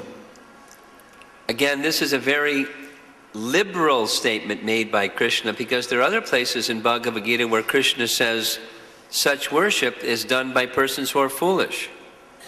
ఇక్కడ కూడా ఈ మాట కూడా కృష్ణుడు ఎంతో ఉదాత్త స్వభావంతో విశాల హృదయంతో చెప్పిందే. ఎందుకనంటే ఆ భగవద్గీతలోనే ఇంకా ఇతర శ్లోకాల్లో కృష్ణుడు తెలియజేస్తున్నాడు, ఎవరైతే ఆ విధంగా అవగాహన లేకుండా ఏమాత్రము దేవతారాధన చేస్తూ ఉంటారో వాళ్ళు మూర్ఖులు అని చెప్పేసి ఆయన పరిగణించాడు. It's foolish because two things. The worship is actually meant for Krishna alone. Instead of worshipping Krishna alone, they're worshipping many, thinking many gods. వాళ్ళు ఈ విధంగా ఈ దేవతా అర్చన అనేటువంటి చేయడం వల్ల మూర్ఖులై ఉన్నారు. కారణం ఏంటంటే రెండు కారణాలు. ఒకటేమిటంటే ఆరాధన అంటే అది కృష్ణుడికే నిర్దేశించబడింది. కృష్ణుని పూజించకుండా వాళ్ళు వివిధ దేవతలందరినీ కూడాను పూజిస్తూ ఉన్నారు, అనేక రకాల దేవతలను. కాబట్టి ఒకటి ఆ కారణం. There's a second reason that Krishna gives in Bhagavad Gita why it's considered foolish by him, and that's because they're desiring something very limited and temporary, and as a result of desiring something limited and temporary, they don't get shelter of the eternal. They miss the real purpose of the worship of Krishna. వాళ్ళని ఎందుకని మూర్ఖులుగా పరిగణించాడు కృష్ణుడు అనే దానికి కృష్ణుడు తెలియజేసినటువంటి ఇంకో కారణం ఏంటంటే, భగవద్గీతలో ఈ దేవతా పూజలు చేసేటువంటి వాళ్ళు కోరేటువంటి ఫలితాలన్నీ కూడా ఎలా ఉంటాయంటే చాలా అల్పమైనవి అయి ఉంటాయి, తాత్కాలికమైనటువంటివి అయి ఉంటాయి. అల్పమైనటువంటివి తాత్కాలికమైనటువంటి వాళ్ళు కోరుతున్నారు కాబట్టి దీనిలో వాళ్ళకి ఎక్కడ కూడా శాశ్వతమైన ప్రయోజనం లభించేటువంటి అవకాశం లేదు. కానీ ఆ శాశ్వత ప్రయోజనం అనేటువంటిది కృష్ణ ఆరాధనలో లభిస్తుంది. కృష్ణ ఆరాధన ప్రయోజనం ముఖ్య లక్ష్యం అది. Now we'll go to the third level of, again, a very broad definition that Krishna is giving. Vishvato Mukham, those who are worshipping Vishwarup, the universal form, Krishna is saying, I accept them also as my devotee. చూడండి, కృష్ణుడు ఇక్కడ మళ్ళీ అని ఎంత ఉదాత్తమైన స్వభావంతో మళ్ళీ ఇంకొక నిర్వచనం ఇస్తున్నాడు. తన భక్తునిగా ఎవరెవరిని పరిగణిస్తాడని చెప్పేదానికి విశ్వరూపం గురించి చెప్తున్నాడు. కొద్దిమంది ఉంటారు విశ్వరూపాన్నే పరమదైవంగా భావించి దాన్నే అత్యంత ఉన్నతంగా భావించి కొలుస్తూ ఉంటారు. కృష్ణుడు ఏమంటున్నాడంటే ఆ విశ్వరూపాన్ని పూజించేటువంటి వాళ్ళని కూడా నేను నా భక్తులుగానే పరిగణిస్తాను అంటున్నాడు. Such persons cannot consider the supreme personality of Godhead beyond the gigantic material creation. For them, material nature and the manifestation of material nature is supreme. ఆ రకమైన వ్యక్తులు ఉన్నారు విశ్వరూపాన్ని పూజించేటువంటి వాళ్ళకి భగవంతుడి అంటే అవగాహన ఏమిటంటే ఈ మహా ఆకారాన్ని కలిగి ఉన్నటువంటి విరాట్ రూపము, ఈ విశ్వము, ఈ జగత్తు, ఈ భౌతికమైనటువంటి సృష్టి, ప్రకృతి, ఇవన్నీ కూడాను వాళ్ళ విరాట్ రూపంతో భావిస్తూ భగవంతుడు అంటే ఇవే అనే అవగాహన కలిగి ఉంటాడు. So when Krishna is giving the most confidential knowledge, that is, what is the relationship between the Atma and the Paramatma, he's giving a very broad definition and then he gives a very narrow definition also. కృష్ణుడు ఇక్కడ ఈ పరమగుహ జ్ఞానాన్ని చెప్పేటప్పుడు, పరమగుహ జ్ఞానం అంటే ఏంటి? ఆత్మ పరమాత్మల మధ్య ఉన్నటువంటి సంబంధ బాంధవ్యాల గురించి తెలియజేసేటువంటిది. ఆ సంబంధ బాంధవ్యాల యొక్క నిర్వచనాన్ని చెప్పేటప్పుడు చాలా విశాలమైనటువంటి నిర్వచనం ఇచ్చాడు. అదే సమయంలో చాలా చాలా నిర్దిష్టమైనటువంటి నిర్వచనం కూడా ఇచ్చాడు. In the broad definition, there's the understanding that every single soul is constitutionally part of Krishna and therefore is constitutionally serving Krishna. Constitutionally, we're servants of Krishna. Jiver Swarapaya Nitya Krishna Das. భగవంతుడు ఇక్కడ విశాలమైన నిర్వచనం ఎట్లా ఇచ్చాడంటే, ప్రతి ఒక్కడు జీవుడే. మరి జీవుడు అన్న తర్వాత ప్రతి ఒక్కడు కూడా భగవంతుని యొక్క అంశయే, శాశ్వతమైనటువంటి అంశ కాబట్టి భగవంతుని శాశ్వతంగా ఆ జీవుడు సేవిస్తూ ఉండాలి. ఇది జీవుడికి భగవంతునితో ఉన్నటువంటి శాశ్వత సంబంధం అని చెప్పుకొచ్చాడు. Some are serving Krishna this way, some are serving Krishna that way, but ultimately everyone is serving Krishna, and that's a very broad picture of who is Krishna's devotee. కొద్దిమంది ఏమో ఈ విధంగా కృష్ణుని సేవిస్తూ ఉంటారు, కొద్దిమంది ఏమో ఆ విధంగా కృష్ణుని సేవిస్తూ ఉంటారు. మొత్తం మీద చూసినట్లయితే ప్రతి ఒక్కరు కూడాను కృష్ణుని సేవిస్తూనే ఉన్నారు. ఇది ఎప్పుడు అంటే చాలా విశాలమైనటువంటి దృక్పథంతో ఎవరు కృష్ణ భక్తుడు అనేటువంటి ఒక లెక్క మనం కడితే అప్పుడు ప్రతి ఒక్కరు కృష్ణుని సేవిస్తున్నారు అనేక రీతుల్లో. But there's a very high definition of pure devotional service, and that's really what devotional service is. It's pure. కానీ ఉన్నతమైన నిర్వచనం కూడా ఉంది దీనికే, భక్తుడు అంటే ఎవరనే దానికి. అదేమిటంటే పవిత్రమైన భక్తియుత సేవ గురించి. అసలు భక్తియుత సేవ అంటే అదే అత్యంత పవిత్రమైనటువంటిది. That very strict or very pure definition is just the previous verse. Satatam kirtayanto mam yatantas trad brita namayantas chamam nityam nitya yukta upasate. They're always engaged in these wonderful activities of direct devotional service. That's the higher definition. ఎవరు నా భక్తుడు అనే దానికి ఉన్నతమైనటువంటి నిర్వచనం ఏమిటి అంటే, దీనికి ముందు శ్లోకంలో చెప్పబడింది, సతతం కీర్తయంతమో అనే శ్లోకంలో. ఉన్నతమైన భక్తుడు అంటే ఎట్లా ఉంటాడంటే, ఎప్పుడు కూడాను భగవంతుని యొక్క పవిత్రమైనటువంటి భక్తియుత సేవల్లో ప్రత్యక్షంగా ఎల్లప్పుడూ నిమగ్నమై ఉంటాడు. అది నిర్దిష్టమైనటువంటి నిర్వచనం అది. Now I'll disclose to you why I chose to pick this verse to speak about this evening. అయితే ఇప్పుడు ఈరోజు సాయంత్రం మనం ఈ శ్లోకం నుంచి ఎందుకు చర్చించాము అనేది నేను మీకు తెలియజేస్తున్నాను. As you probably know, I'm with a group of devotees. We're visiting places that Chaitanya Mahaprabhu visited when he left Jagannath Puri, heading on his South India tour. We visited the major temples where he visited. మీకు తెలుసు, నేను కొద్దిమంది భక్త బృందాన్ని తీసుకొని దక్షిణ భారతదేశ యాత్రకు వచ్చాను. ఎందుకంటే చైతన్య మహాప్రభు కూడా ఈ విధంగా దక్షిణ భారతదేశ యాత్ర చేశారు. జగన్నాథ్పూర్ వదిలిపెట్టిన తర్వాత ఆయన ఈ దక్షిణ భారతదేశ యాత్ర చేసుకుంటూ ఇట్లా వచ్చారు. When we were visiting in Kurmakshetra or Kumarahata, Kurmakshetra, there was a television station from Tirupati who happened to be at Kurmakshetra at the same time we were. Big movie camera, much bigger than this one. Guy with his microphone doing interviews of everybody. We were on your television station when we were at Kurmakshetra. మేము మా భక్త బృందం అందరితో కూడా కలిసి యాత్ర చేసుకుంటూ వచ్చాము. కూర్మక్షేత్రం దగ్గరికి వెళ్ళాము. మేము కూర్మక్షేత్రం దగ్గరికి వెళ్ళినప్పుడు తిరుపతి నుంచి ఎవరో దూరదర్శన వాళ్ళు వచ్చారు. మేము ఈ విధంగా దూరదర్శన వాళ్ళు ఉండని చెప్పారు. మాట్లాడమని చెప్పి వాళ్ళు అడిగారు. Frankly, it was really nice because we had a wonderful kirtan. Devotee that was leading the kirtan, Mridanga player, they were really making nice kirtan, and they got it all on film and let everybody, however many viewers there are on this television station, hear wonderful sankirtan. నిజంగా చాలా అద్భుతంగా జరిగింది ఆ కార్యక్రమం. ఎందుకంటే భక్తులు చక్కటి మృదంగం వాయిస్తూ చాలా అద్భుతమైనటువంటి కీర్తన చేశారు అక్కడ. అదంతా కూడా నా దూరదర్శన్లో ప్రసారం చేసే అవకాశం దొరికింది. Then we went to Rajmundry. There was another television station that came and wanted to have us interviewed, and he asked several questions and he thought his listening audience would be interested in. తర్వాత రాజమండ్రి వెళ్ళాం. అక్కడ కూడా ఎవరో TV వాళ్ళు మా దగ్గరికి వచ్చారు. వచ్చి మాతో సంభాషణ జరపాలని చెప్పేసి ఎన్నో ప్రశ్నలు వేశారనమాట. వారు వేసే ప్రశ్నలన్నీ కూడా ప్రేక్షకులకు కూడా ఎంతో ఆసక్తికరమైనటువంటి ప్రశ్నలు అవి. So one of the questions he asked was, religion in the West, religion in the East, what do you see to be major differences, if any? అతను అడిగిన ప్రశ్నలో ఒక ముఖ్యమైన ప్రశ్న ఏమడిగాడంటే, ఇప్పుడు పాశ్చాత్య దేశాల్లోనూ మత ధర్మాలు ఉన్నాయి, ఈ తూర్పు దేశాలు భారతదేశంలోనూ మత ధర్మాలు ఉన్నాయి, అక్కడ ఇక్కడ ఈ మత ధర్మంలో మీరు గమనించినటువంటి వ్యత్యాసం ఏమిటి అని చెప్పి అడిగాడు. I gave him an answer that I thought his listening audience could hear, but now I'd like to give a different answer to all of you.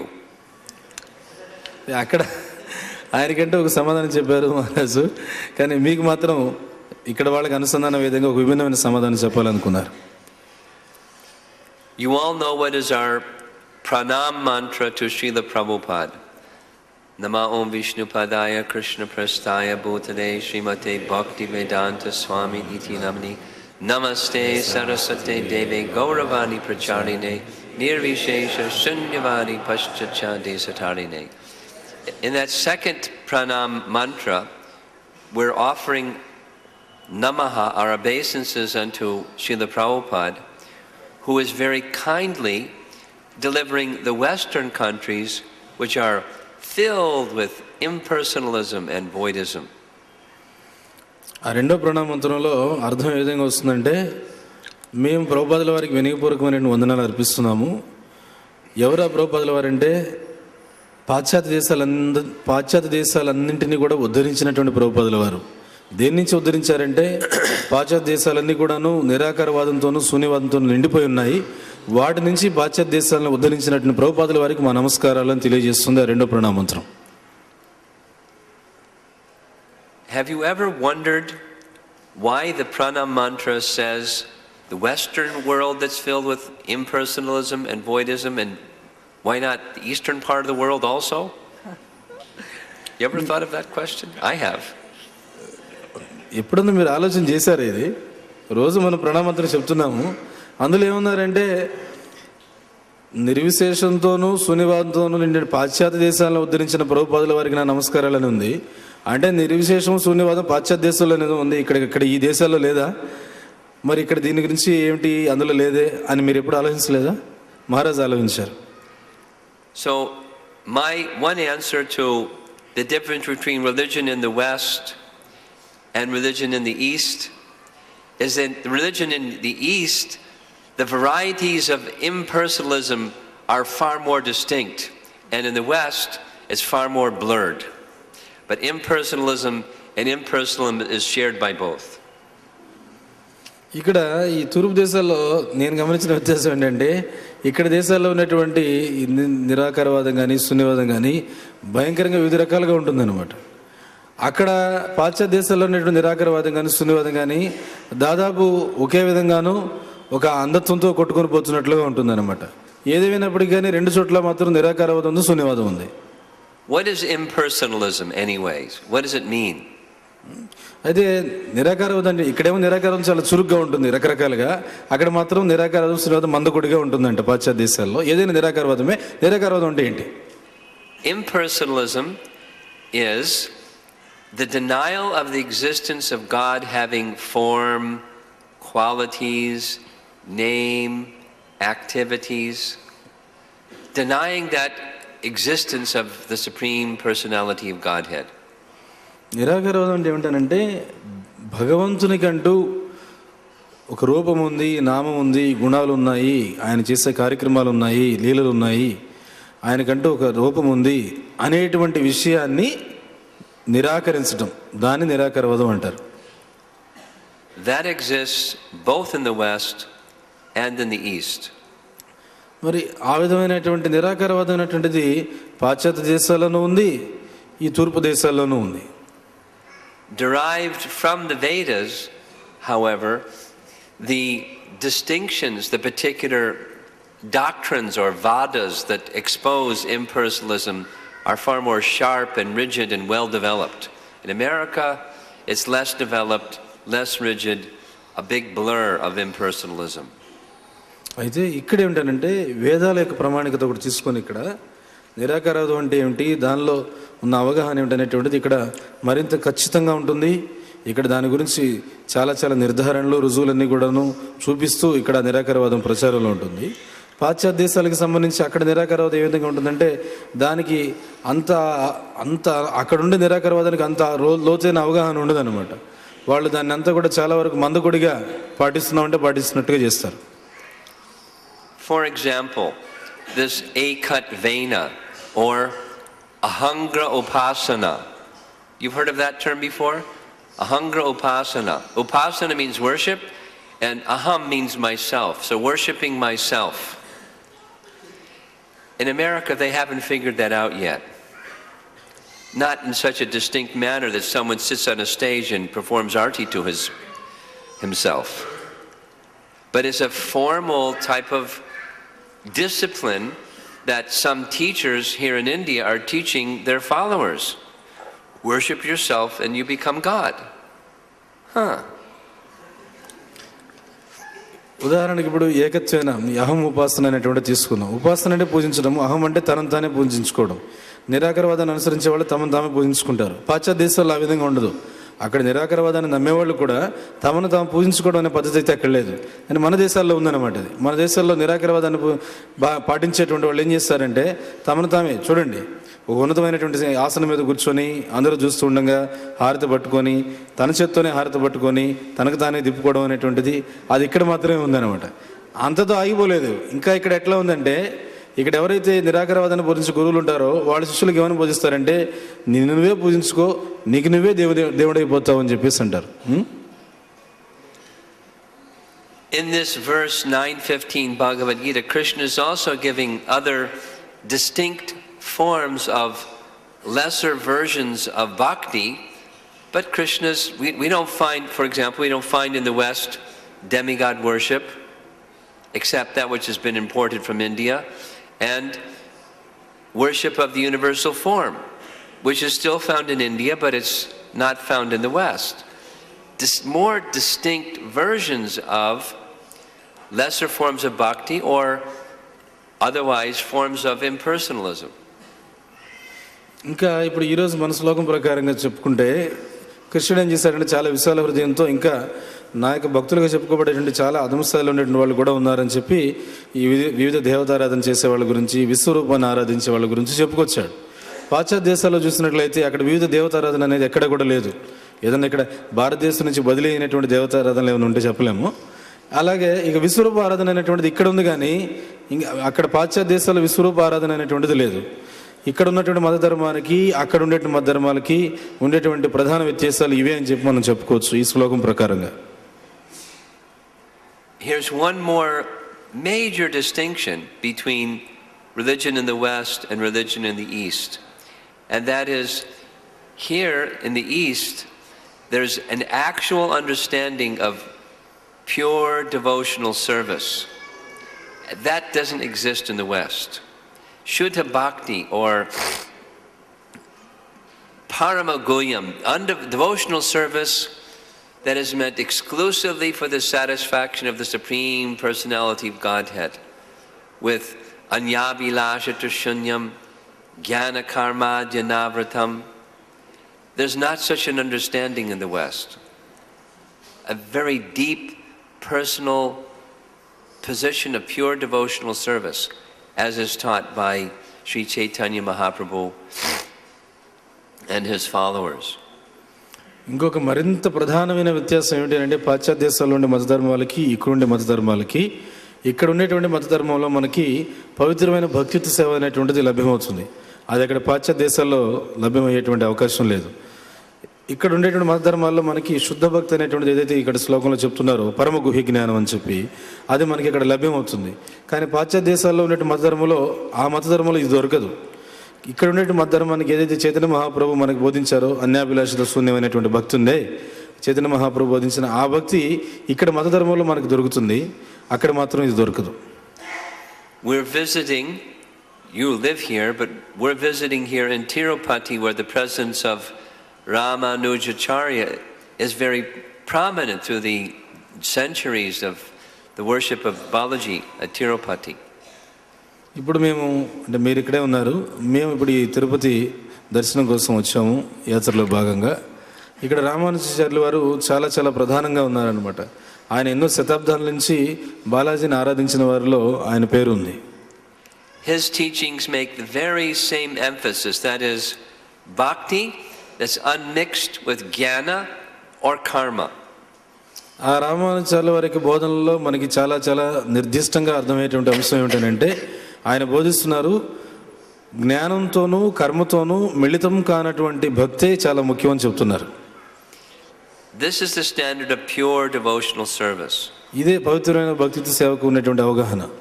I can tell you there isn't a conception of that in the West. మరి నేను చెప్పగలను ఈ రకమైనటువంటి అవగాహన అసలు పాశ్చాత్య దేశాల్లో ఉండే మత ధర్మాల్లో లేనే లేదు. There's some lip service given to love of God, but what that actually means, there's not a clue. భగవత్ ప్రేమ అంటే ఏమిటనే దాని గురించి ఏదో కాస్తంత ఇసుమంత ఒక విషయం ప్రస్తావన అయితే ఉంది, కానీ పాశ్చాత్య దేశాల్లో ఆ భగవత్ ప్రేమ అనేటువంటి విషయానికి సంబంధించినటువంటి అవగాహన మాత్రం ఎంత మాత్రం లేదు. I'm not stating that there are persons there have no sincerity. That's not true. They're very sincere persons practicing whatever is the best that they have available to them. అయితే అక్కడ ఉన్నటువంటి వాళ్ళు నిజాయితీ వాళ్ళు కాదని చెప్పి నేను చెప్పడం లేదు. ఇక్కడ వాళ్ళు చాలా నిజాయితీ కలిగిన వ్యక్తులు. ఎందుకంటే వాళ్ళ పాశ్చాత్య దేశాలకు ఏదైతే మతధర్మం వాళ్ళకి లభ్యమైందో వాళ్ళ ప్రాంతానికి అనుగుణంగా ఆ మతధర్మాన్ని వాళ్ళు ఎంతో నిర్దిష్టంగా చక్కగా పాటిస్తున్నారు. However, pure devotional service is a knowledge that's descending from the spiritual realm, and one requires the mercy of a Vaishnava to receive that understanding. ఏదేమైనప్పటికీ కూడా పవిత్రమైన భక్తి సేవ అంటే అది ఆధ్యాత్మిక జగత్తు నుంచి దిగి వచ్చేది. ఆ ఆధ్యాత్మిక జగత్తు నుంచి దిగి వచ్చే భక్తి సేవ మనకి లభ్యం కావాలంటే ఒక వైష్ణవుడి కృప ఉంటేనే అది సాధ్యమవుతుంది. Therefore, Srila Prabhupada envisioned placing this transcendental knowledge of pure devotional service in a written form, having them printed in mass quantity and distributed widely all over the world, so that this transcendental knowledge could be received by everyone, east or west. అందుకనే ప్రభుపాదులు వారు ఏం చేశారంటే పవిత్రమైన భక్తియుత సేవకు సంబంధించినటువంటి దివ్య జ్ఞానం ఇది.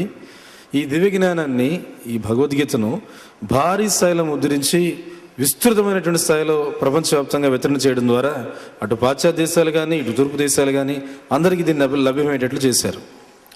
So we invite you all, if you don't have Bhagavad Gita in your home, when you go home, take Bhagavad Gita with you. Take this message of pure devotional service directly into your home. And if you have a copy, take it off your shelf, open the pages, and read the wonderful words of pure devotional service very carefully every day. అందువల్ల మేము మిమ్మల్ని ఎంతో సాధారణంగా ఇక్కడికి ఆహ్వానిస్తున్నాము. అదే సమయంలో మేము మీకు ఇచ్చేటువంటి సూచన ఏమిటంటే, దయచేసి భగవద్గీత యథాతథాన్ని మీ ఇంట్లో లేనట్లయితే ఈ భగవద్గీత యథాతథాన్ని మీరు తీసుకొని ఇంట్లో పెట్టండి. ఒకవేళ ఇప్పటికీ భగవద్గీత యథాతథం మీ ఇంట్లో ఉన్నట్లయితే దాన్ని చిన్నగా అలమరాలోంచి బయటికి తీసి పేజీలు తిప్పి అందులో అద్భుతమైనటువంటి పవిత్ర భక్తియుత సేవకు సంబంధించిన దివ్య జ్ఞానాన్ని చక్కగా చదవండి. And please come and visit the temple as often as you can. I've been here, each time I've been here, there's been nice assembly of devotees hearing Bhagavad Gita and discussing the topics together. The temple is here for that purpose. Please take advantage to come and hear Krishna's message in Bhagavad Gita and Srimad Bhagavatam on a regular basis. అలానే మీకు వీలైన ఎక్కువసార్లు తరచు మందిరానికి వస్తూ ఉండండి. నేను మందిరానికి వచ్చినప్పుడల్లా, నేను సందర్శించినప్పుడు చూస్తూ ఉంటాను ఇక్కడ ఎంతోమంది భక్తులు వచ్చి భగవద్గీత గురించి చర్చించడం, ఇవన్నీ కార్యక్రమాలన్నీ చేస్తున్నారు. కాబట్టి మీరు వీలైన ఎక్కువసార్లు మందిరానికి వచ్చి ఇక్కడ భగవద్గీత, భగవత్ సందేశాలను వినండి. Thank you very much. Hare Krishna. ధన్యవాదాలు. Hare Krishna.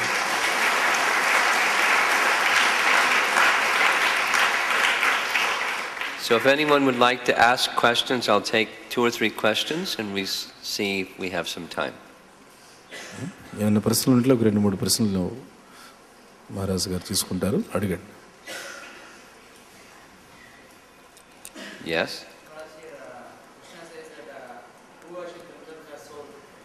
Who what? Yeah. Yeah. On the basical ground. What does that mean?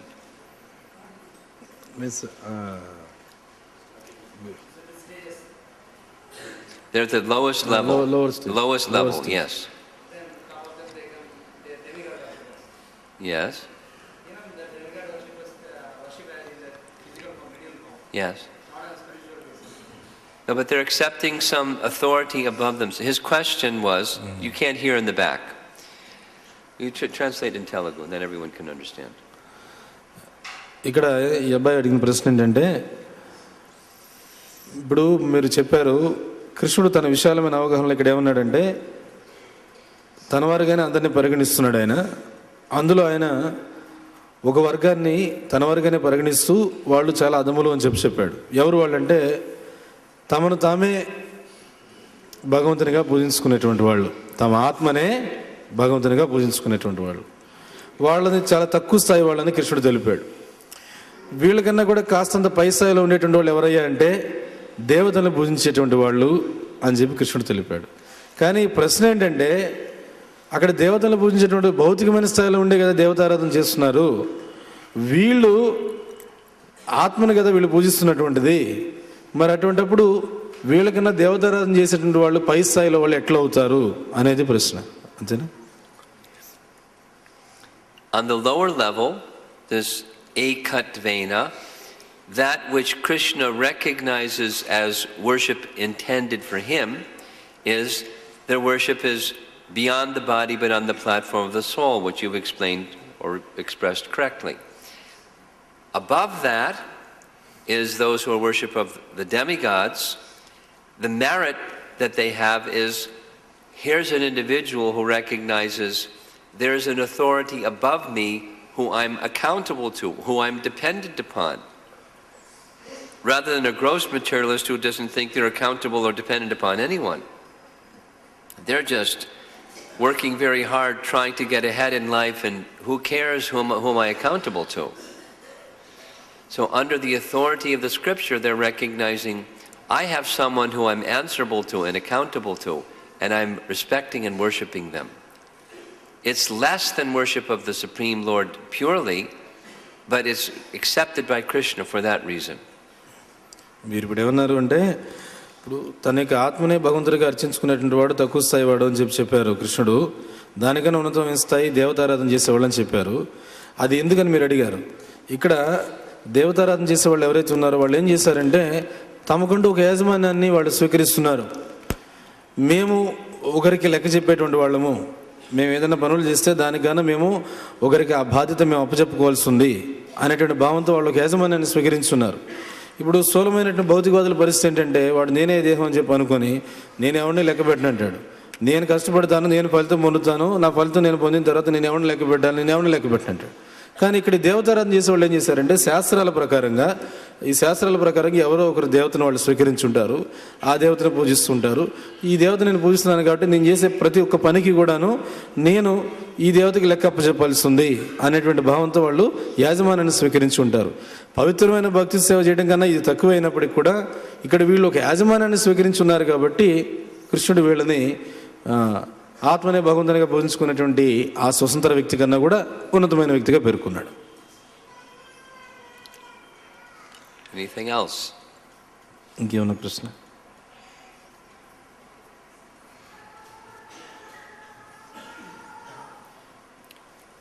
Okay. Yes?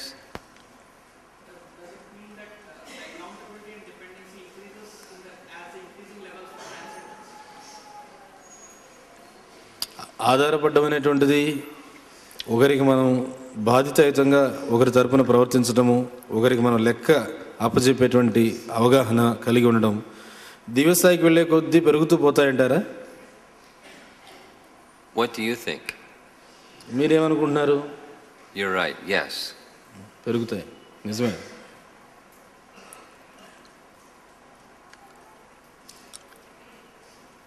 Yes. అంతే.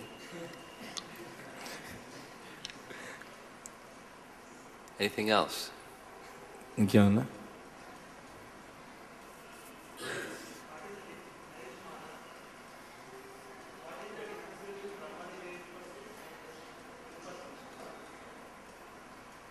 What's the answer? What is the difference between Brahma-realized person and impersonal person? బ్రహ్మ సాక్షాత్కారం పొందిన వ్యక్తికిను నిరాకార సాక్షాత్కారం పొందినటువంటి వ్యక్తికి వ్యత్యాసం ఏంటి? I'm not sure I understand your question. You want to know what's the difference between Brahmavadi and Mayavadi? That's your question?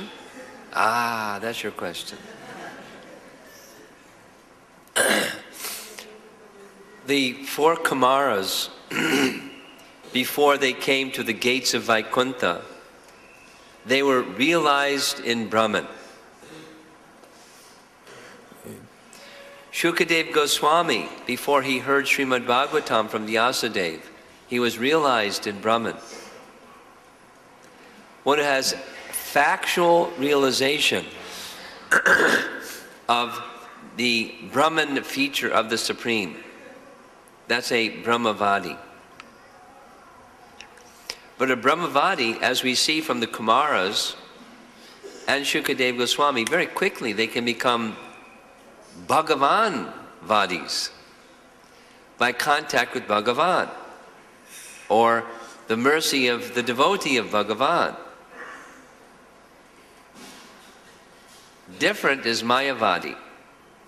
Mayavadi is word jugglery, philosophized, putting God out of existence by saying he has no form, he has no qualities, he has no this, he has no that. No realization, just by speculation, defining the Supreme as what the material realm is not.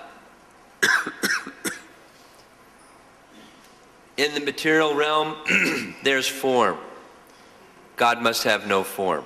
Nati nati. na iti. Here there's personality. God must have no personality.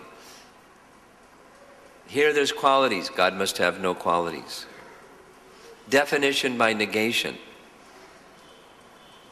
Born of frustration. That's impersonalism, Mayavadi. ఇక్కడ మీరు అడిగిన ప్రశ్న అంటే బ్రహ్మవాదులకి మాయావాదులకి వ్యత్యాసం ఏంటి? చతుష్కుమారులు వైకుంఠ ద్వారాలకి వెళ్ళబోయే ముందంతా కూడా వాళ్ళు బ్రహ్మ సాక్షాత్కారం పొందిన బ్రహ్మవాదులే. భాగవతాన్ని వినబోయే ముందు వరకు కూడాను సుఖదేవ గోస్వామి కూడా బ్రహ్మవాదే, బ్రహ్మ సాక్షాత్కారాన్ని పొందినవారే. అయితే ఈ బ్రహ్మవాదులు ఏమిటనంటే భగవంతుని యొక్క నిరాకార బ్రహ్మం ఏదైతే ఉందో ఆ నిరాకార బ్రహ్మ సాక్షాత్కారాన్ని పొందినటువంటి వాళ్ళు ఈ బ్రహ్మవాదులు. వీళ్ళు ఏమిటనంటే ఈ బ్రహ్మవాదులు మనం చూసిన ఉదాహరణలో అత్యంత త్వరితగతిన వీళ్ళు భగవాన్ వాదులుగా మారిపోతారు, అంటే భక్తులు అయిపోతారు. ఎందుకంటే ఎవరైనా భగవంతునికి వీళ్ళు పరిచయం కావడం ద్వారానో లేకపోతే భగవంతుని యొక్క భక్తుల కరుణకి పరిచయం కావడం ద్వారానో ఈ బ్రహ్మవాదులు భగవాన్ వాదులయ్యే అవకాశం ఉంది. మాయావాది అంటే అంత మాటలు గారడినే. అతనేం చేస్తాడనంటే ఇది లేదు అది లేదు ఇది లేదు అని చెప్పి తనను తాను అన్ని స్థితుల నుంచి కూడాను బయటపడవేసుకోవడానికి ప్రయత్నిస్తూ ఉంటాడు. అదే సమయంలో భగవంతుని విషయానికి వచ్చేసరికి భగవంతునికి రూపు లేదు, రంగు లేదు, గుణాలు లేవని చెప్పి చెప్పుకుంటూ వస్తాడు.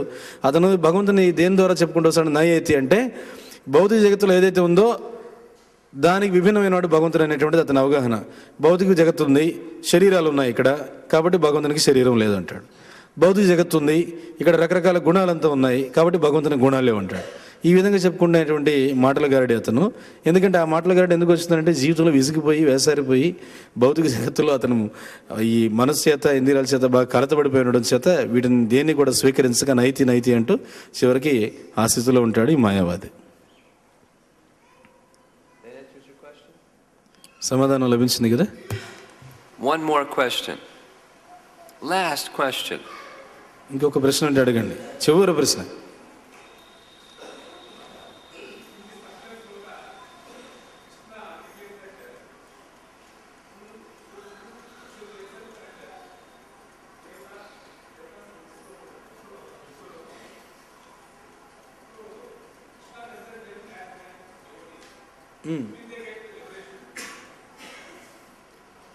In this sloka, Krishna considers these three types of devotees: those who worship self as a supreme and that two others.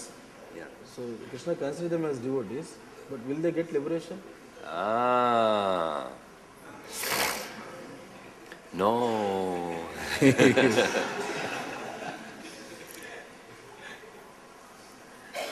Okay. Because what is required to get liberation? Prabhupada's simple explanation is if you want to enter into fire, you must become like fire.